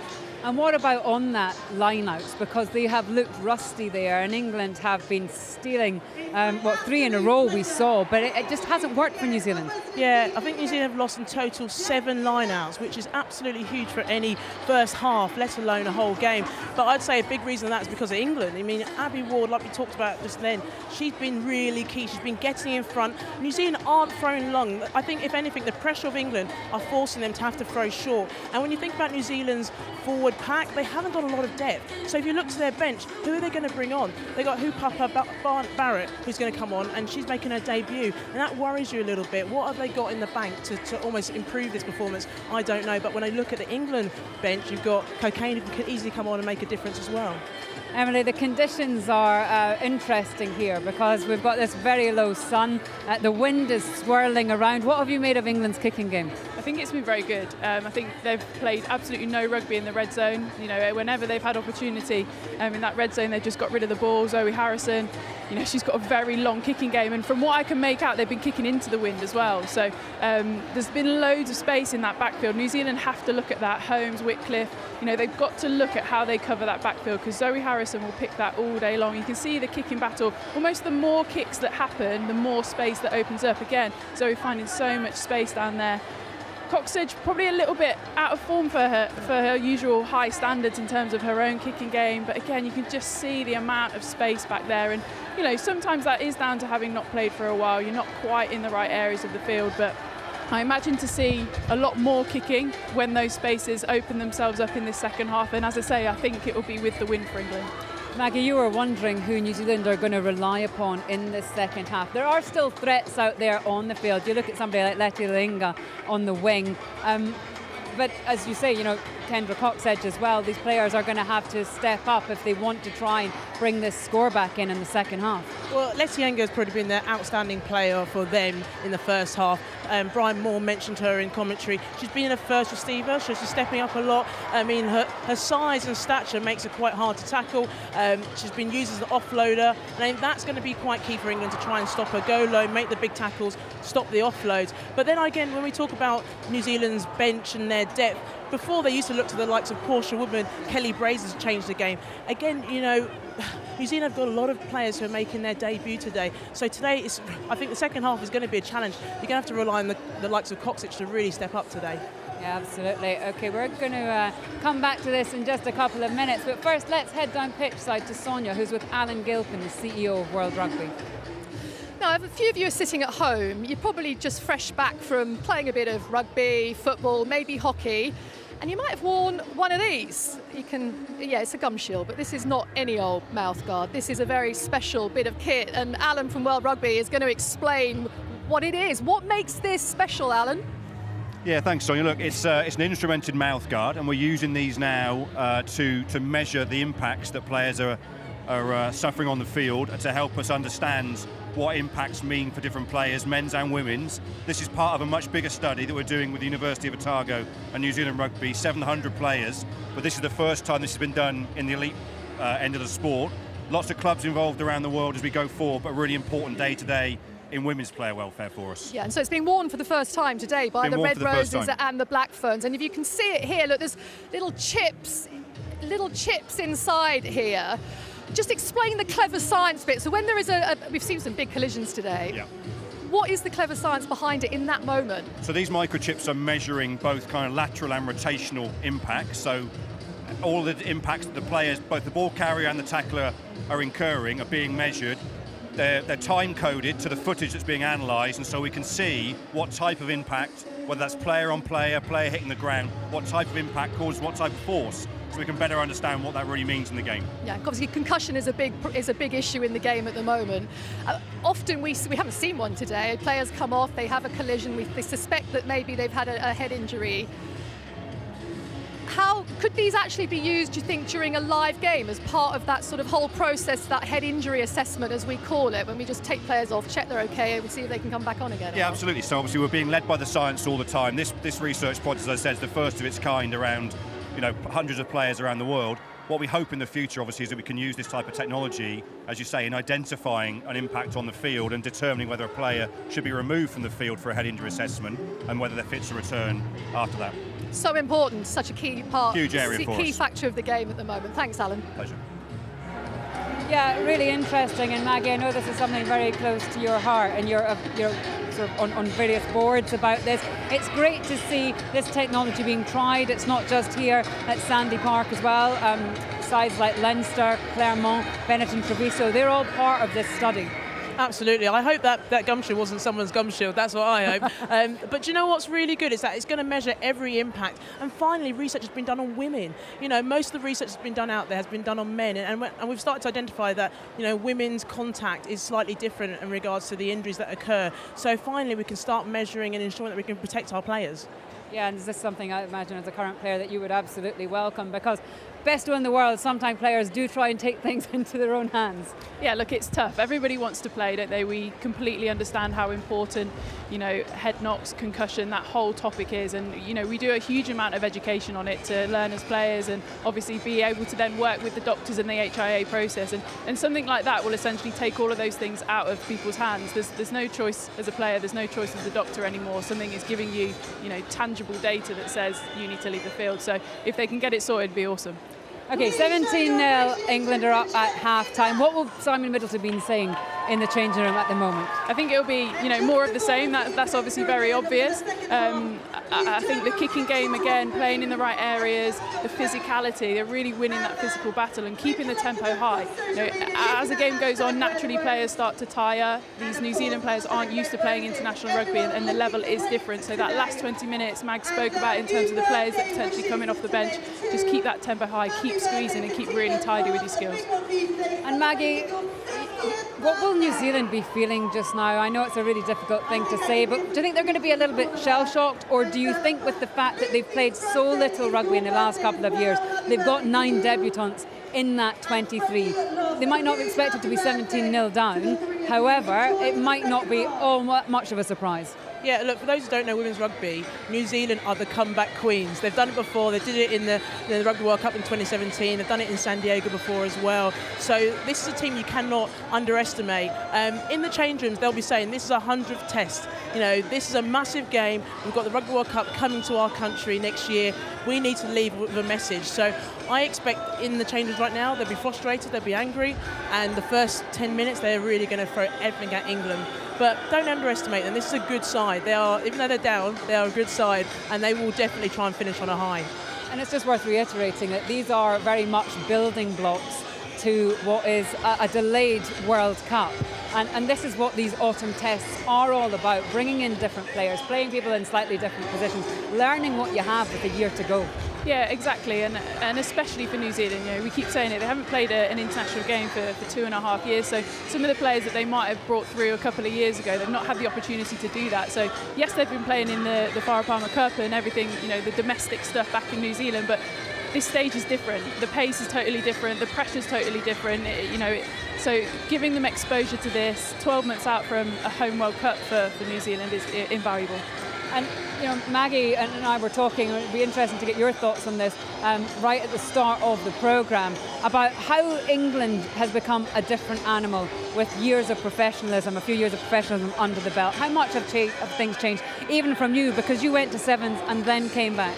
Yeah, look, it's totally different. I think definitely, certainly, obviously, when Mags was playing, we were a very professional side, but we didn't have the status, we didn't have the luxury to rest on a Wednesday or, you know, put your feet up on an evening because everything was so intense and go with work. But I think, you know, it's just time together. It's time together as an England squad, time together as your club squad, and it also means that you get to recover so much better. Then you can attack the next session a lot harder. So I think you'll see the conditioning of the girls is phenomenal. Again, hopefully we'll see that in the last 20 minutes when they really step up. But it is different. It is different, and you know the girls have worked really hard with that opportunity. And New Zealand have had time together, even in these lockdown situations, but they maybe aren't battle hardened. I mean, England have won 3 Six Nations in a row now, but New Zealand just don't have that match togetherness.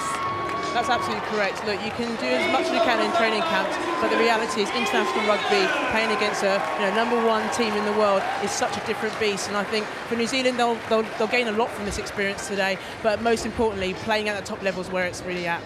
Okay, let's head back down pitch side to Sonia.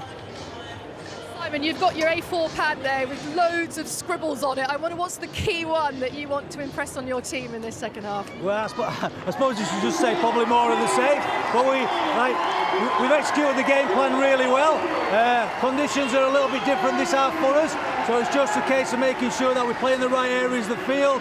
You know, that we stick to our processes. It's a similar thing. I'm sure every coach will say the same.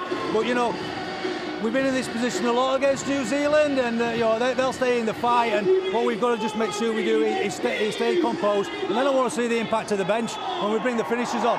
You know, see what they do.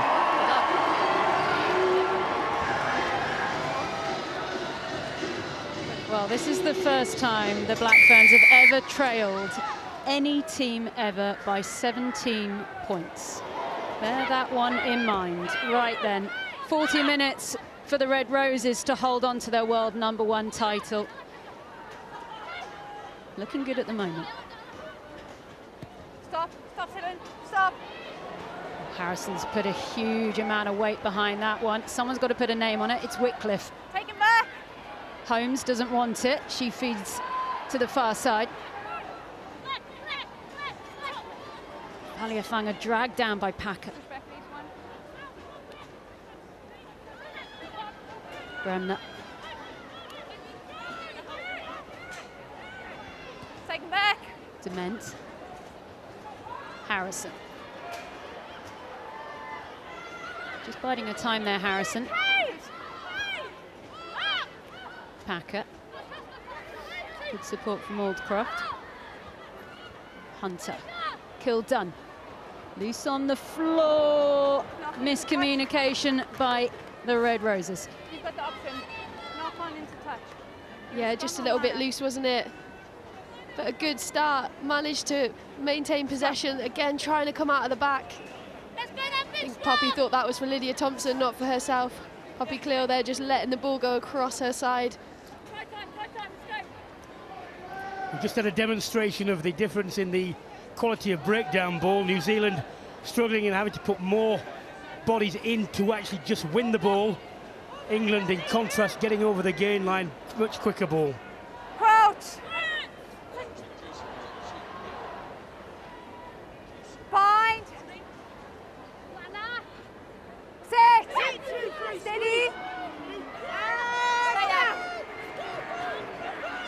Quick recycle there by the Black Ferns, comes down the line. Flula managed to find Holmes. Holmes parts out to Whitcliffe. Whitcliffe, 34 years old now, 42nd cap today. Wills on debut, over the shoulder to a lock partner Blackwell. Dement to Love. Bit stuck out there on her own there, Letty Ayinga. Elder.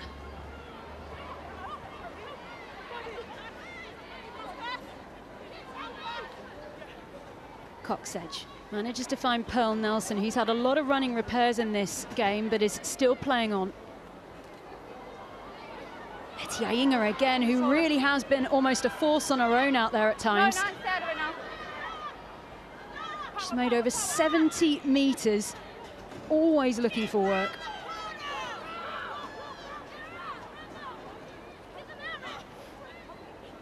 Well, this is slow ball for the Black Ferns, but they are getting over the gain line. Thank you. England need to count the short on this side.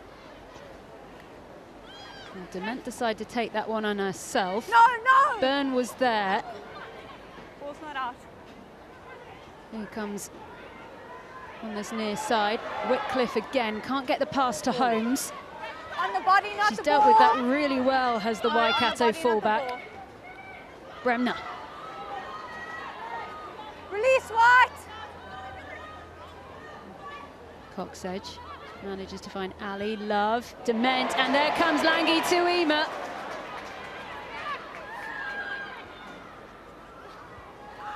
Ali. It's almost like the Black Ferns at times are running out of ideas. What's the skipper got? She says, OK, let's get it to Natarenga Mate, who's really building up a head of steam out there on that wing. Off your feet, thank you. Love. The Black Ferns are holding on to this. Coxedge there. Dement finds Ali again. She decides to put boot to ball. It's gathered by Bremner. Bremner still going. The Black Ferns score. That is outrageous. From virtually nothing. That is outrageous. Really, really lovely bit of skill from Chelsea. Ali just goes to the line, wants somebody to run off her. Nobody's running off her. Those kicks that I mentioned in the first half that weren't quite working, she just drops the boot to ball. That is such a difficult skill to do, going at full pelt. But it's just about this patience from New Zealand. Building the phases, keeping hold of the ball. What a touch that is. And a brilliant in and out finish. And the contrast in the build-up to that was New Zealand getting quicker and quicker ball. And of course, we can see there, Alana Bremner going over, trying a debut for the 24-year-old. Plays rugby at Canterbury. She's also captain that side as well, as Kendra Coxedge does what Kendra Coxedge does. And you had a couple of occasions where they stepped in from the edge to make the tackle, and when you do that, you've got to put your opposition on the floor. Can't allow them to stand up and play the ball, because once they go round outside you, there'll always be space. We said the Black Ferns would reply. We knew this match wasn't over. Wills.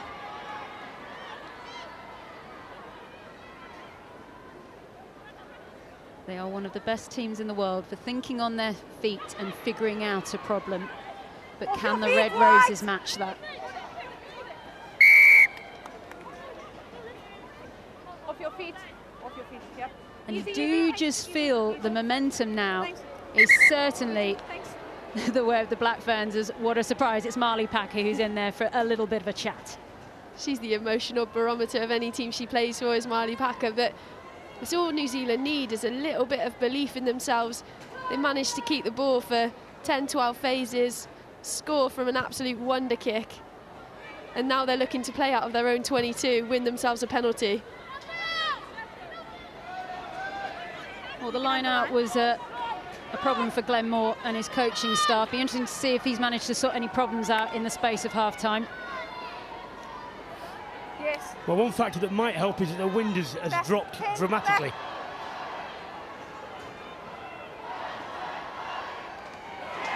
Nope, not yet. Here comes Lark Davis. Push back. Cleo.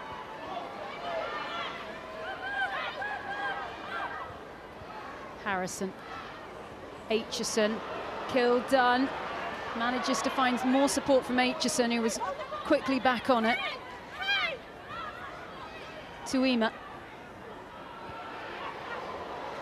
Big hit going in on Tuima. Took a long time to take her down. There was no separation. Well, we're wrestling now. Red Roses survived that onslaught.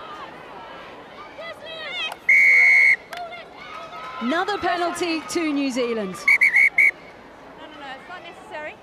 Henry.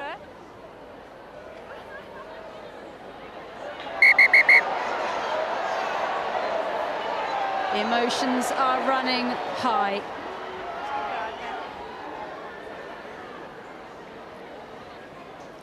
Well, it's the second time she's had to warn Coxage.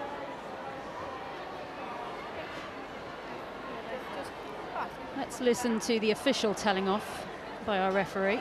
Ladies, I know it's been a long time since we've played each other, okay, but once the whistle's gone, let's leave it, okay?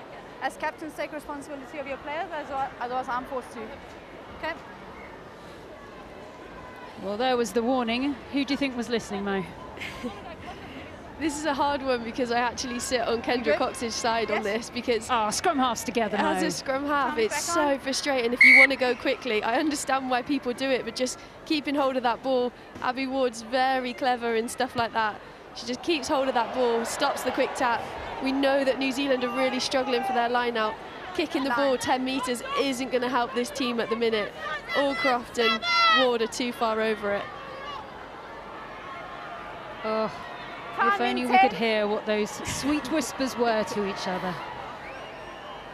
Not straight. The referee's happy that was taken by the wind, but it's still a red rose ball. Harrison. Good turnover, no advantage. They're coming back for the advantage. So black knock on. Well, that was fed in by the touch on the far side, so it's going to be an England scrum, and we haven't really seen the Red Roses in full flow yet in this second half. It's really been about the Black Ferns so far. Well, New Zealand's line-outs problems, they continue, and obviously the hooker will get a lot of focus. And Ty Muller, he's obviously going to get stick for not hitting the mark. However, when you see where the jumper is getting up, she's actually at her apex behind where the England pod are lifting at the front, so it's never going to work. I think that's just Zoe Allcroft and Abby Ward being absolutely brilliant line-out operators, and the ability to get up quickly in front of wherever that ball's going. Hats off to them, they've clearly done their homework. That England scrum holding well. Dow, big handoff on Ali, still Dow. Strong stuff by the Wasp wing. Aitchison. Remember Holly Aitchison on her debut. Back inside to Aldcroft. Harrison again feeds Tuima. Tuima, very strong runner in her own right. Got a good boot on her as well if she wants it. Out on the far side, here's Byrne.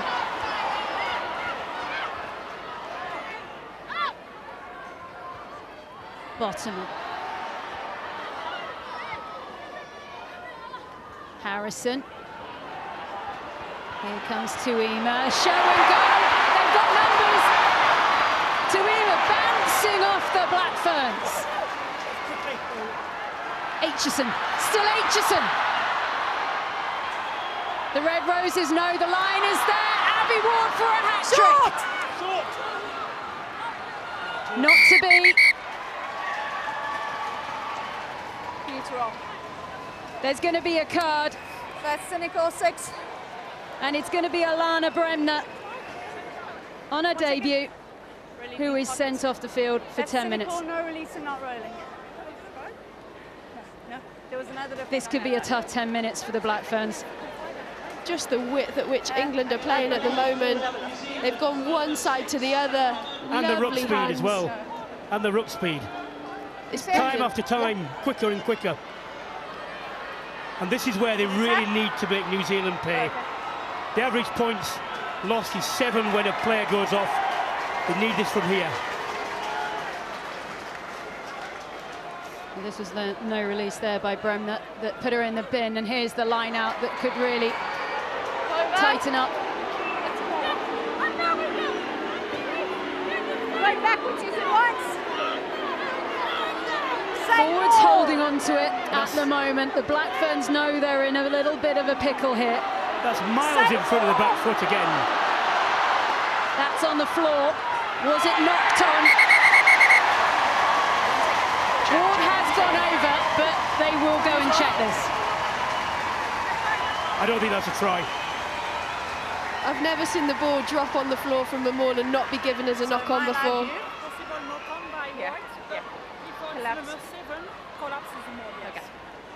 Oh, collapsing the maul though. Oh no, it's fine.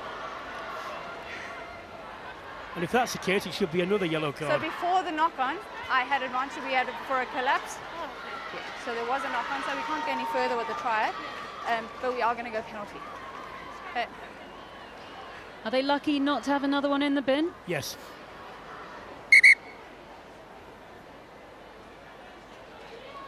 Okay, well, England still don't know any of this at the moment. They are waiting. They think they've scored a try.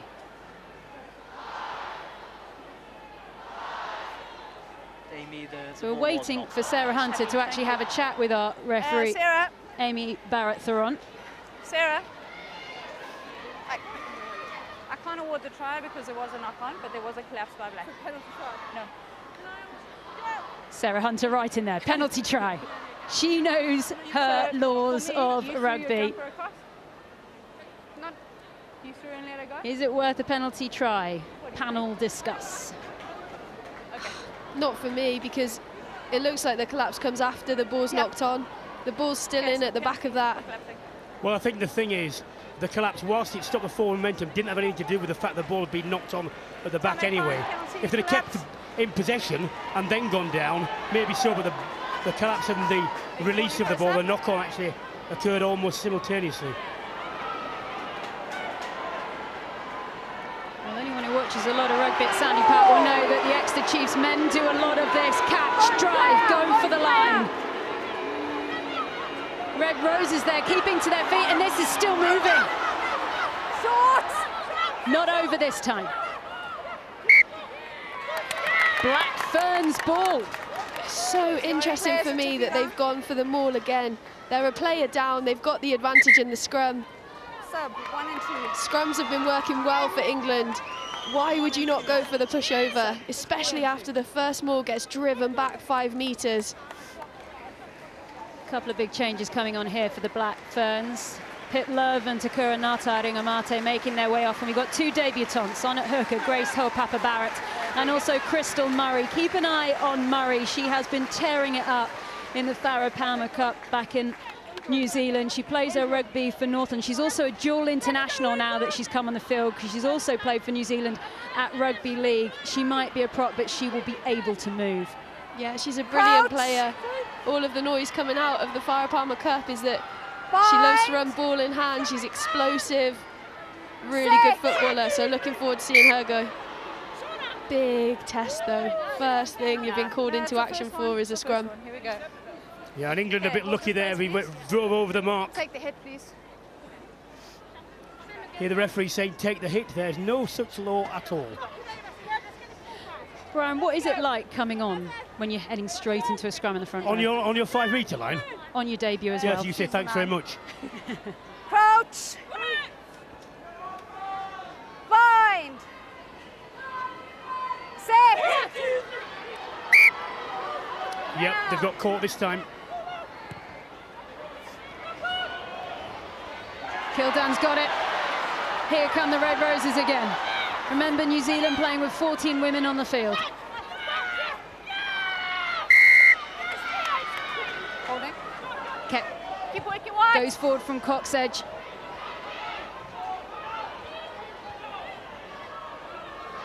Harrison reads that well. Hey! Dow manages to stay on her feet.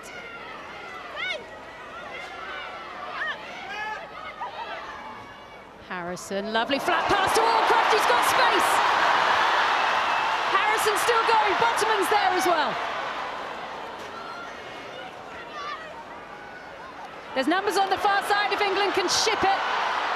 Kildon steps back inside. That one's forward advantage, New Zealand. Stacey Flula, she's an Olympic sevens champion, and trying to make her mark back again on the 15s game, but gets caught, and that's been caught well by the wind. McDonald. I think everyone's waiting for the referee to blow her whistle, and eventually she does. Black knock on. Thank you. I think well, it was a huge wasted opportunity there, wasn't there? Yeah, it really 3 was. on 1 and actually moved down into a 2 on 2 and then still not straightened. Just really good distribution again by Zoe Harrison. She's in behind that forward pod the whole time, looking for her runners. Lovely work by Zoe Oldcroft, keeps the ball alive. And then this, I love to see it. Sprint it out. For me, I think Langi Twima can go forward a little bit more. She needs to go forward and try fix and the stop inside that defender. drift. 100%. Time off, we've got blood. 1 second. So England are arguing that they're unhappy. They think that's a deliberate knock-on. You can see Hannah Bottomann's arm going I'm up still straight trying to away. get it off the directors here. What's the captain? What's the knock on? Those don't get given against New Zealand. Haven't you been watching Bowden Barrett? Yeah. If it's a penalty, we'll come back. If, of course, we're referring to the match between Wales and New Zealand yesterday at the Principality Stadium. It's a weekend of hundreds for New Zealand, because Bowden Barrett got his 100th cap. This is the Black Ferns' 100th ever test. For what I have is a black knock on. Yep.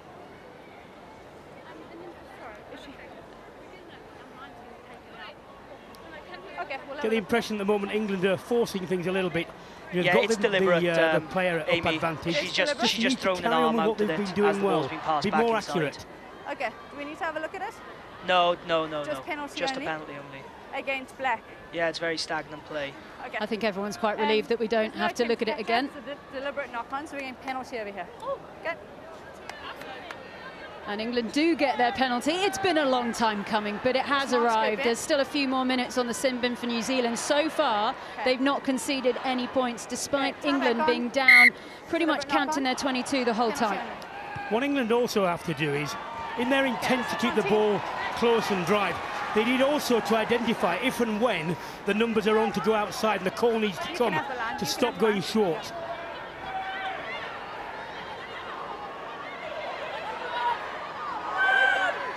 Loughborough Lightning's Lark Davis gets it in. Aldcroft takes. They're going to keep it tight once again. That's surely going. Touchdown, England try. That's been building for a while. Some very happy Red Roses fans at Sandy Park. Lark Davis goes over her 8th try in the white shirt. This is going to be a tough one for New Zealand to come back from now. Yeah, I think they hit you into that. Lark Davis doing Lark Davis things. She's done it all year, last season and this season for Loughborough Lightning. Just a really good setup. They just wait patiently. You see Sarah Byrne and Zoe Aldcroft at the front of that maul trying to turn the corner, get through the Blackburn defenders. Kendra Coxage has to go in to try and stop the onslaught. Just really good snap of the hips, drop down over the line. Great finish by Lark Davis. Important that England recorded that score. Keep New Zealand, back on the clock. Keep the points on the board ticking over. And now I would expect New Zealand they've got to come out and really try. There's no point in just playing the way they have. They've got to throw the ball around. They've got to try, when they're back up to the full complement, to take England on out wide. And then England just have to knock them down, and make the advantage pay. We're good to go, Max. A couple of changes there for England. You'll have seen that Lark Davis has made her way off the field, so Amy Cockayne is on in the hooking position now. It's also Bottoman who's made her way off the field. Good afternoon for her, as well as Harlequins' Vicky Cornborough now on. Above the shoulder. Above the shoulder. And Sarah Byrne took quite a hit then. Yeah, we're going to check. And we'll just check Sarah Byrne. She's had a bad injury to her shoulder that kept her out for nearly a year. In her own words, her shoulder is sort of sewn back on now. So I think they're just going to check Also, they'll probably just want to make sure that that she hasn't taken a knock to the head there as well. Yeah, it was a good initial carry, wasn't it? But lovely shot by Atunu. Just drops nice and low. Needs to go lower than that though, doesn't she? Because, as you mentioned, it's around the head. Good to see that Sarah Byrne's able to continue. She's had a long spell out with injury. It's great to see her back in the white shirt. Sarah Byrne apparently includes a lot of turmeric and cinnamon in her diet now to keep inflammation down, look after her body. And when we talk about a 24-year-old looking after her body, not much help for the rest of us, is there? Right then, Tuima. Almost a great take, but it's a Black Ferns advantage. I just don't know if you need to do a no-look pass there. You've just got yourself back into the game. You're back on top. And 7. Simple done well for me. Big debut coming on for England. Wasps' Maud Muir wearing 18 comes onto the field as Marley Packer makes her way off there. Also coming on, you can see Alex Matthews, but Maud Muir, she's only 20 years old. 14. She's going to come on there into the front row. She can play across the whole front row, and you do feel that she could be a very important utility player for England if she can step up at test level. Yeah, she's also a crowd favourite. Everybody seems to love her. I know that the Wasp girls speak really highly of her, and she seems like a lot of fun to be around, so huge congratulations to her on her first cap. There were more changes there for New Zealand as well. Whitcliffe is off and Brooker is on. What a scrum! Well, that wasn't bad, was it, for a start?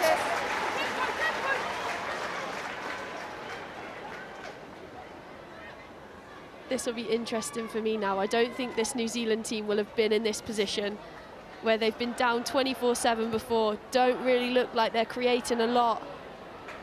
How do they dig in? How do they get themselves back, especially knowing that they haven't got match fitness in the legs against this England team that just seem to be getting more and more energy as this game's going on?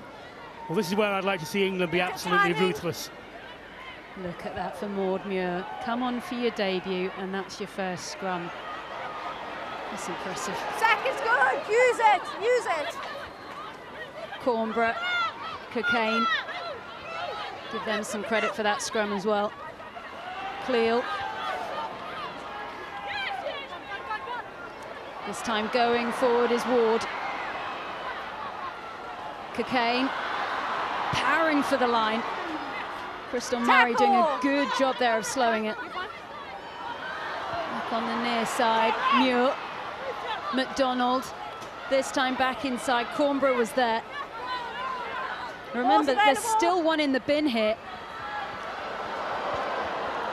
Bounce of the ball taken by Letty Ayinga. Big handoffs coming in there. It's Letty Ayinga again. She has been prolific for the Black Ferns as Grace Brooker goes in to shore things up. Aitunu. Rock. Hey. Ali. Watch it. Uses her boot. Harrison says thank you. Dow, big handoff there on Flula. No tackle. And it looks like Stacey Flula has hurt herself in that process. That will be seriously worrying for the Black Ferns. Kildunn. Aitchison. Oh, she's going through one. Holly Aitchison on her debut. What a score for Holly Aitchison. Debut delight for the Saracens player. She's been playing 7, she's been ripping it up, but now she's doing it in a 15 shirt as well. The seas just parted for Holly Aitchison, didn't they? Just got her hands on ball. The thing about Holly, the thing she's so great at is that awareness of space and just being able to see all of the detail. Again, it comes from really strong ball carries, brilliant ball presentation. Just out the back door, early transfer, straight through, and then just pin your ears back. Lovely to see Holly Aitchison going over on debut. Well, you identified her as one to watch. I said that it would be a very difficult task for her to play in that notoriously difficult defensive position of 13. I doubted actually whether she could do it, you know, on her debut. I was wrong, and the way she's come through in attack, you know, has fully justified Simon Middleton's selection. I think that's the thing for me as well, because what you get with Emily Scarrett there is the run, pass, kick threat. She's got pedigree, everyone knows, and she sits down 2 or 3 players every time she's got hands on ball. Holly Aitchison had to make this shirt her own, which she's done with just her speed of hands, identifying the space and the fizz that she's got in that pass to put it out in front. She's been brilliant today in attack, as you mentioned. 62 minutes on the clock then. The sin bin is over, so the Black Ferns now have 15 women on the field once again. It's going to take something pretty special, though, for them to try and come away with the W now. Good turnover. Worth saying that while they were a woman down, England did win that 10-minute period 10-0. Chelsea Alley comes forward. Coxedge finds Murray. Murray will be desperate to get her hands on that ball. Yes, ball's available. Elder, one of the players on the field who played in the 2017 World Cup final. If you're wondering, I don't remember that name. No. She got married since. Maiden name was Ketsu. No, you can't pick it through. We just see slowly getting off the ground Ruahei Dement.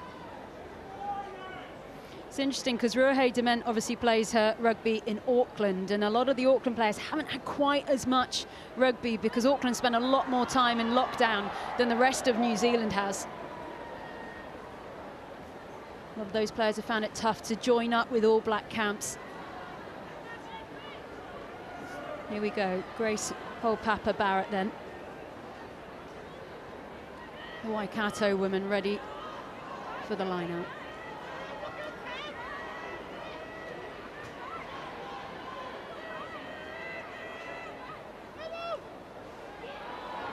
Better line out then for the Black Ferns. Well, that was a big run there by Faleafanga. Haven't seen perhaps as much as we'd like, and Ali couldn't take it, but it's a penalty. Offside. Never onside.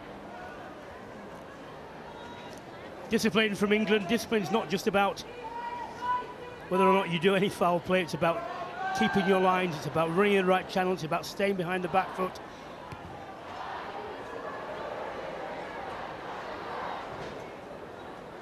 And look, you're there, they're a good 3 yards offside, in fact never onside. No, that's Oh, that'll have a nice little bit of rouge on that tomorrow, maybe.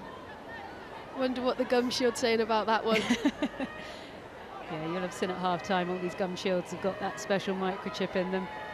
They'll look for that ball in the head moment in the data. More in the 5.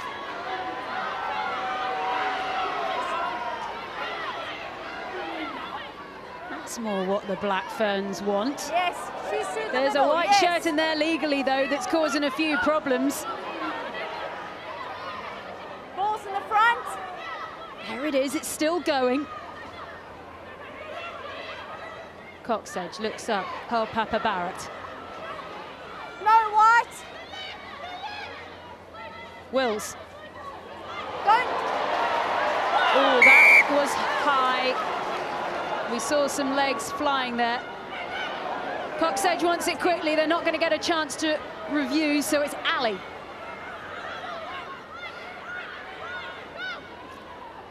Murray. Back inside Aitunu. Lovely hands by Murray. A snipe round the corner. Oh, the Black Ferns want more out of this fixture. They do not like that scoreline at the moment. No. Advantage, slowing it down. It's a penalty advantage. England need to be careful here or someone could be going to the bin. Good turnover. And someone is going to have a little bit of a telling off. Too many in the 22 now. Your discipline's been great so far, but there's been too many. Okay, forward. It's clearly Rukshi's reaching over, delaying the play. They're not going to go. They won't go. Have a word if you want. Yeah. Discipline's been great so far, was the chat, but 9 penalties for England versus 11 for New Zealand. Well, Bremner's there. She shored it up. Faliafanga manages to feed Blackwell. Whoa. So far, the white wall is holding, but for how long? New Zealand are throwing players at this. It's over, but can it be grounded?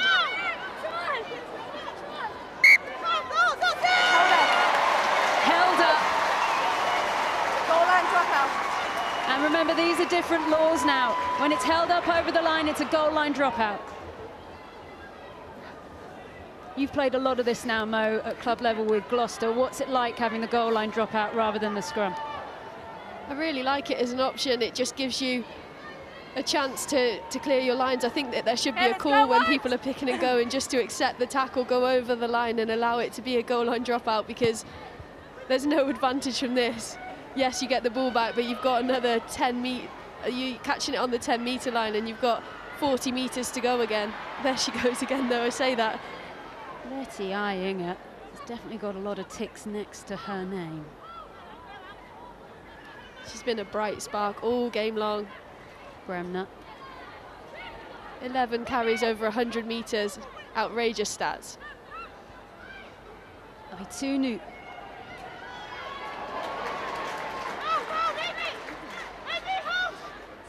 Cox Edge finds Wills. Holmes, but that's a big hit by Lydia Thompson, who was reading that on its way, going towards the Black Ferns skipper.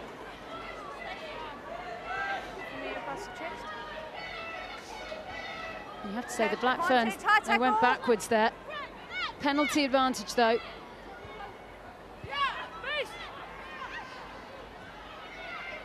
Letty Iyinger again, making the meters. Racking up the stats chart. Murray, lovely offload to Aitunu. Advantage over. Leave it. Thank you. It's a loose pass there. It's been managed to be gathered by Brooker. Only her second cap. Just 2 years between caps for Grace Brooker. Forward though. And the Black Ferns, they have tried and tried and tried in this second half, but just nothing has come off. Well, that's an impressive defensive set by England, and overall, I think they've been impressive with their physical effort, both in the scrums and the breakdowns. In the past, I've seen New Zealand bully England a bit in several games, not been the case today. Totally agree, and just the width at which England are defending. They've got width in attack, they've got width in defence. They're just coming, it's relentless, and where we've seen some of the New Zealand flair come into fruition, where they're throwing offloads in behind the line, they're just not able to do it because double hits are coming in across the park. It's been a real stellar performance from this England outfit. A few changes there. You can see Harriet Millar-Mills there just coming on as Poppy Curl has mailed off. Coming on there is Michaeli Tu'u and Simon also for the Black Ferns. Coach. 5, 6.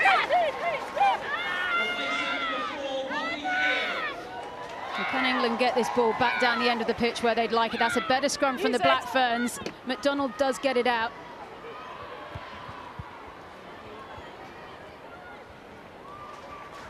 That one has gone out on the far side. They've managed to sort out a line out. Ellie Kildunn, you just saw there, she actually switched from playing at Wasps to joining Harlequins, who are the reigning Premier 15s champions right now. And of course here at Sandy Park is where the Exeter Chiefs women also play. They're only in their second season in the Premier 15s, but they're making quite a few waves ever since they arrived. Up to 4th in the table. Timing 9. And only their second season. What an impact to make there by Michaeli Tu'u. They're trying to ship it out. That's a mistake for Wales, and here comes Dow! No one at home for the Black Ferns. Dow scores, and surely that is the match.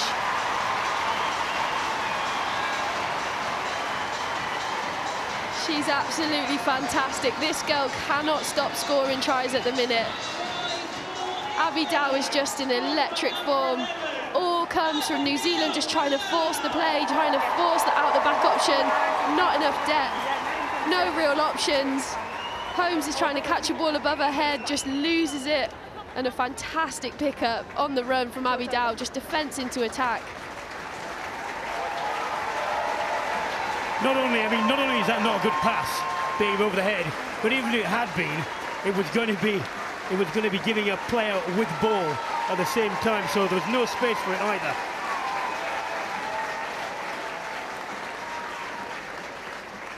Well, Renee Holmes on her debut.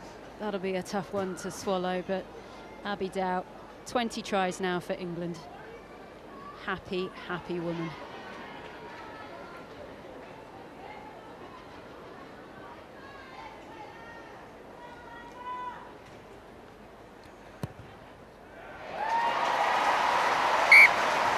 Harrison with the extras.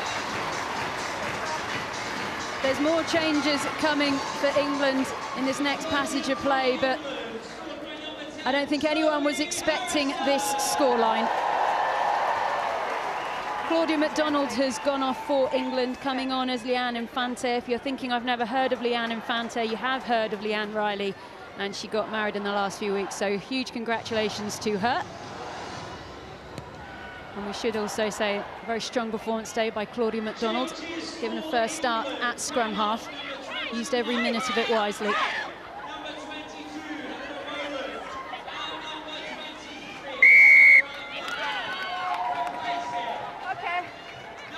that's holding on.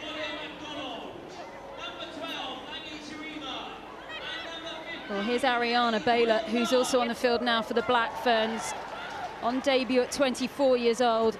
She's had to overcome 3 ACL injuries to finally get this start. The Black Ferns have been tracking her since she was a teenager playing in the Farah Pamakot. Aitunu, Ali, Brooker.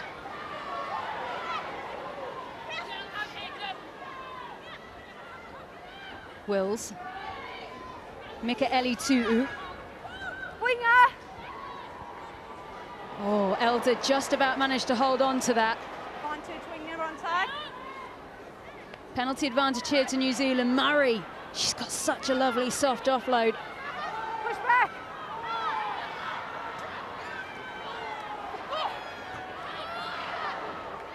This is more of the Black Ferns we were expecting at Sandy Park this afternoon. Big pass out to Holmes. Managed to be gathered in the end, passed out to Flula, and Flula goes over. It's probably more about damage control, but it's Stacey Flula, the Olympic champion at sevens, who goes over and scores. Just lovely work, wasn't it? All comes from the speed of breakdown. Baylor's had an immediate impact for me, just really quick, really lively. Chelsea Ali over the top ball, trying to keep the ball alive. Just spinning it out. Really good work from Holmes, holding her feet, and a fantastic pass into the corner. Well, this does show what New Zealand could have done had they been in receipt of consistent set-piece ball and able to take it over the gain line quickly. England have managed to stop them doing that and by and large have blunted the attacks because of that. But you can see when they are able to do that, how dangerous a side they are. Stacey Flula there. She's one of 3 Olympic champions who've actually travelled over in this 15 squad. As we just watched Dement with her first kick at goal. She's made a good hit of that into the wind, but it remains at just 12. And I say that about Stacey Flula because there are 2 other Olympic champions, Kelly Brazier and Portia Woodman, that a lot of Black Ferns fans would have expected to see on the field today, but apparently they picked up niggles in training since they've arrived here in the UK, so you never know, they might feature next week. Time back on. Patricia Maliepo now onto the field, another debut. Correct. As the ball has gone straight out there, and they're just going to decide they want the scrum. That's the first error she's made all game, really, isn't it, for Zoe Harrison? just gives New Zealand another attacking opportunity. Really good position, middle of the pitch. I'd like to see this go 8-9-15 down to the near side with Baylor attacking. She looks like she's got a really good running game so far.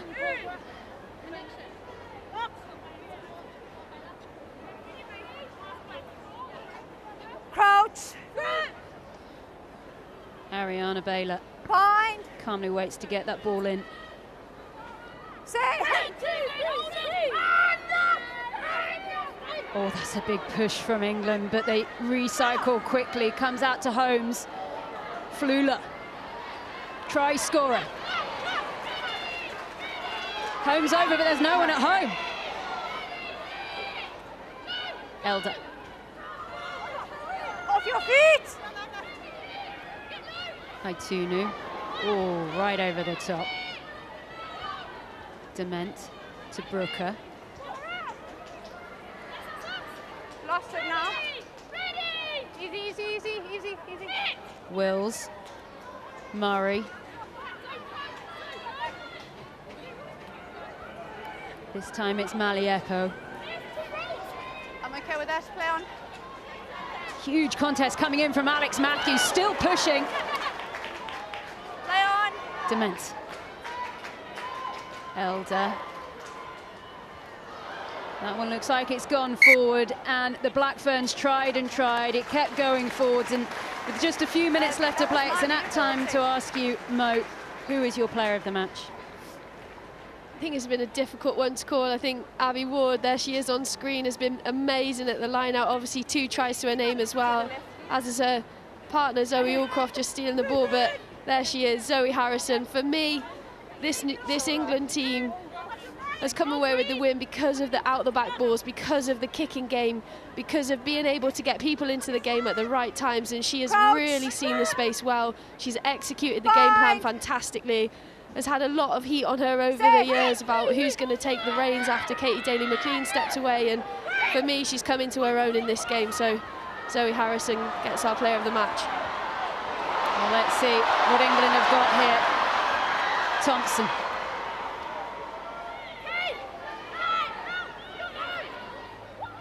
Popped off to Millar-Mills. Harrison with that lovely pass to Ward. Thank you. Harrison again. She just held on to it. No, gone forward. She knew that you'd given her player of the match, so she just had to even it out for everyone else a little bit. Commentator's curse. I called it about 2 minutes ago, then she kicked one straight out and then lost the ball there, but she's had a fantastic game. It doesn't take away from that.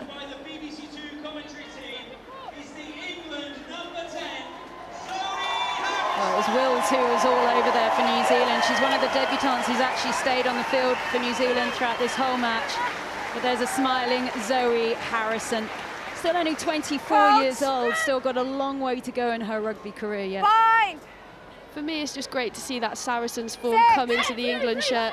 She's been brilliant all season, and very happy to be awarding that to her. Oh, what a scrum. Brian will talk about that one, blimey. Aitchison.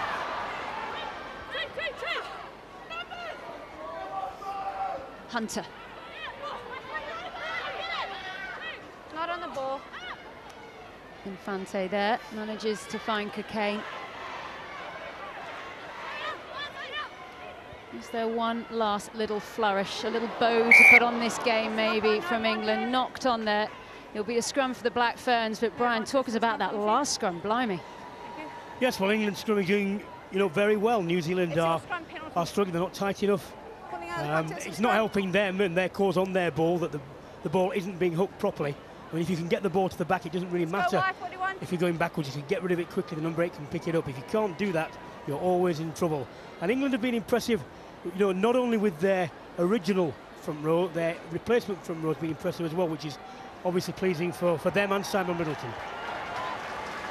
Well, the last thing we're going to see here at Sandy Park then, after our referee gave penalty to England there, is a line out. The clock is in the red. We saw the attendance, nearly 10,000 here at Sandy Park to watch this. It will be England's biggest ever win over the Black Ferns. What a day to be here. The Black Ferns do not want this ball travelling. Save ball. Use it once. Infante knows that that ball might have to move. The Black Ferns have done so well there. Release the backs. Round the corner. Recycle quickly. Still going. Popped up ball by Ronan and Harrison scores! Oh, stick some whipped cream and a cherry on that because England are done. One thing you can't stop as a defence, offloading the tackle. Sublime skills. Really good speed of ball, isn't it? Infante gets there really quickly, gets the ball away before New Zealand have got a chance to come around the corner, and Helena Rowland is one of the best at going to the line, stepping out of contact and then looking at those offloads. She just creates space where you shouldn't create space. Look at this, just carries to the line, little bit of step, outside arc, draws in one, and an offload to Zoe Harrison, player of the match over, as you mentioned, cherry on top for her and this England team. It's a good day at the office for the Red Roses. Whistle will go after this kick.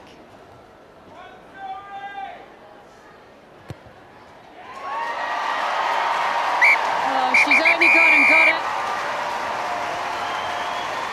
England win to ruin the Black Ferns' 100th Test party. The Red Roses prove and protect their world #1 ranking, but they will do it all again next week. It's finished. England 43, New Zealand 12.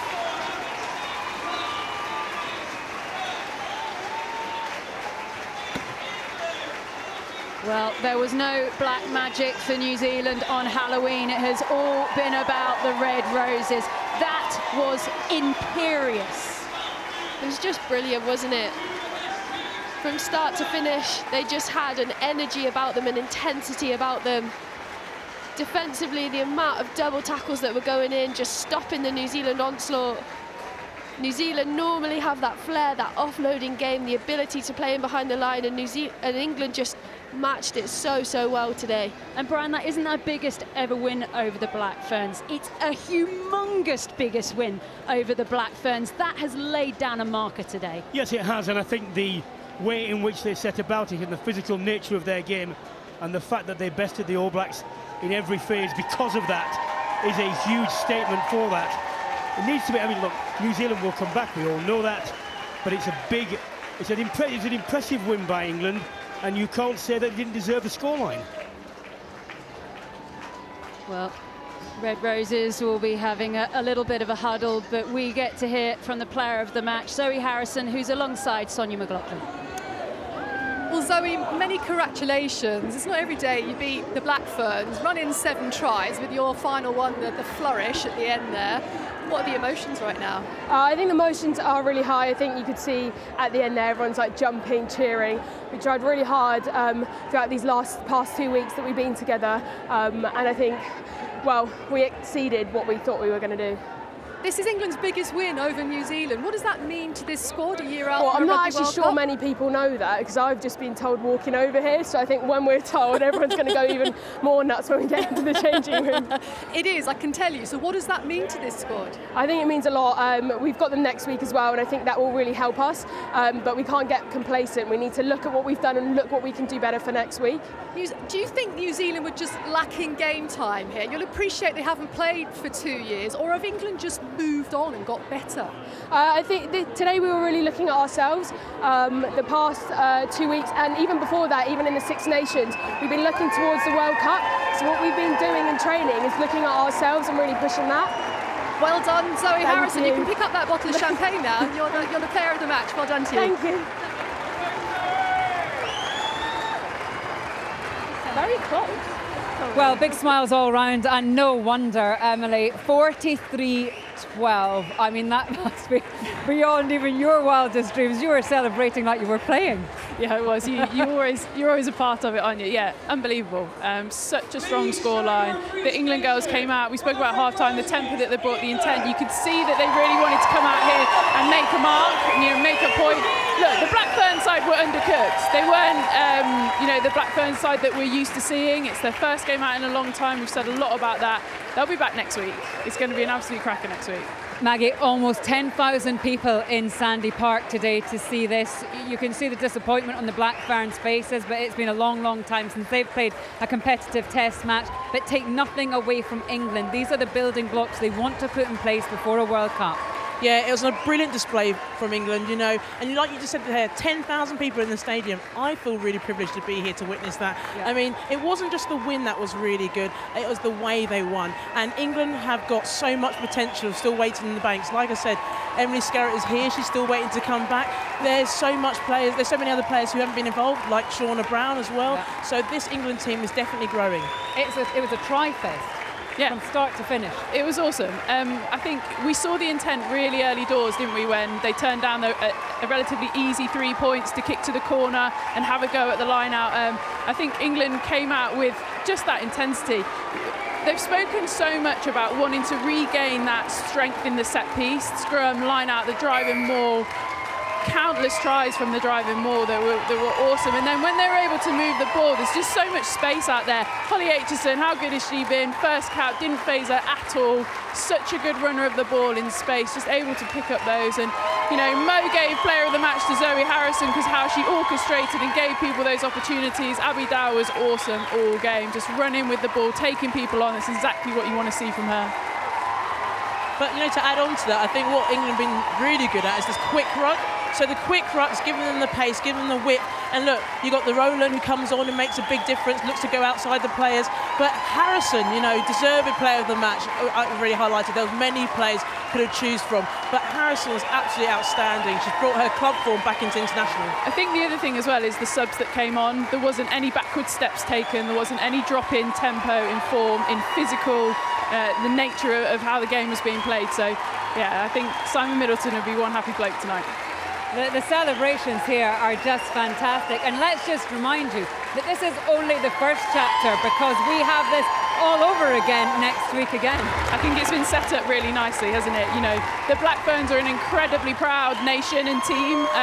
They won't have enjoyed one bit of that out there today, and they'll work really, really hard this week. They'll want to come out, they'll want to get that pride back in their jersey and show what they're all about. It's going to be a tough tour for them. They play France twice as well after the England game, so yeah, they'll be back next week when the Mags. And next weekend they're at the Saints, different crowd. It's going to be a really exciting game, and like you've already highlighted, 100th test, they lost that one. They're going to want to come back with a vengeance. Yeah, they certainly are. What a special day it's been here at Sandy Park. You can see the celebrations, the smiles on Maggie and Emily's face. Ladies, thanks very much for your company. Thanks to you at home as well. FA Cup action follows us next. Bye-bye.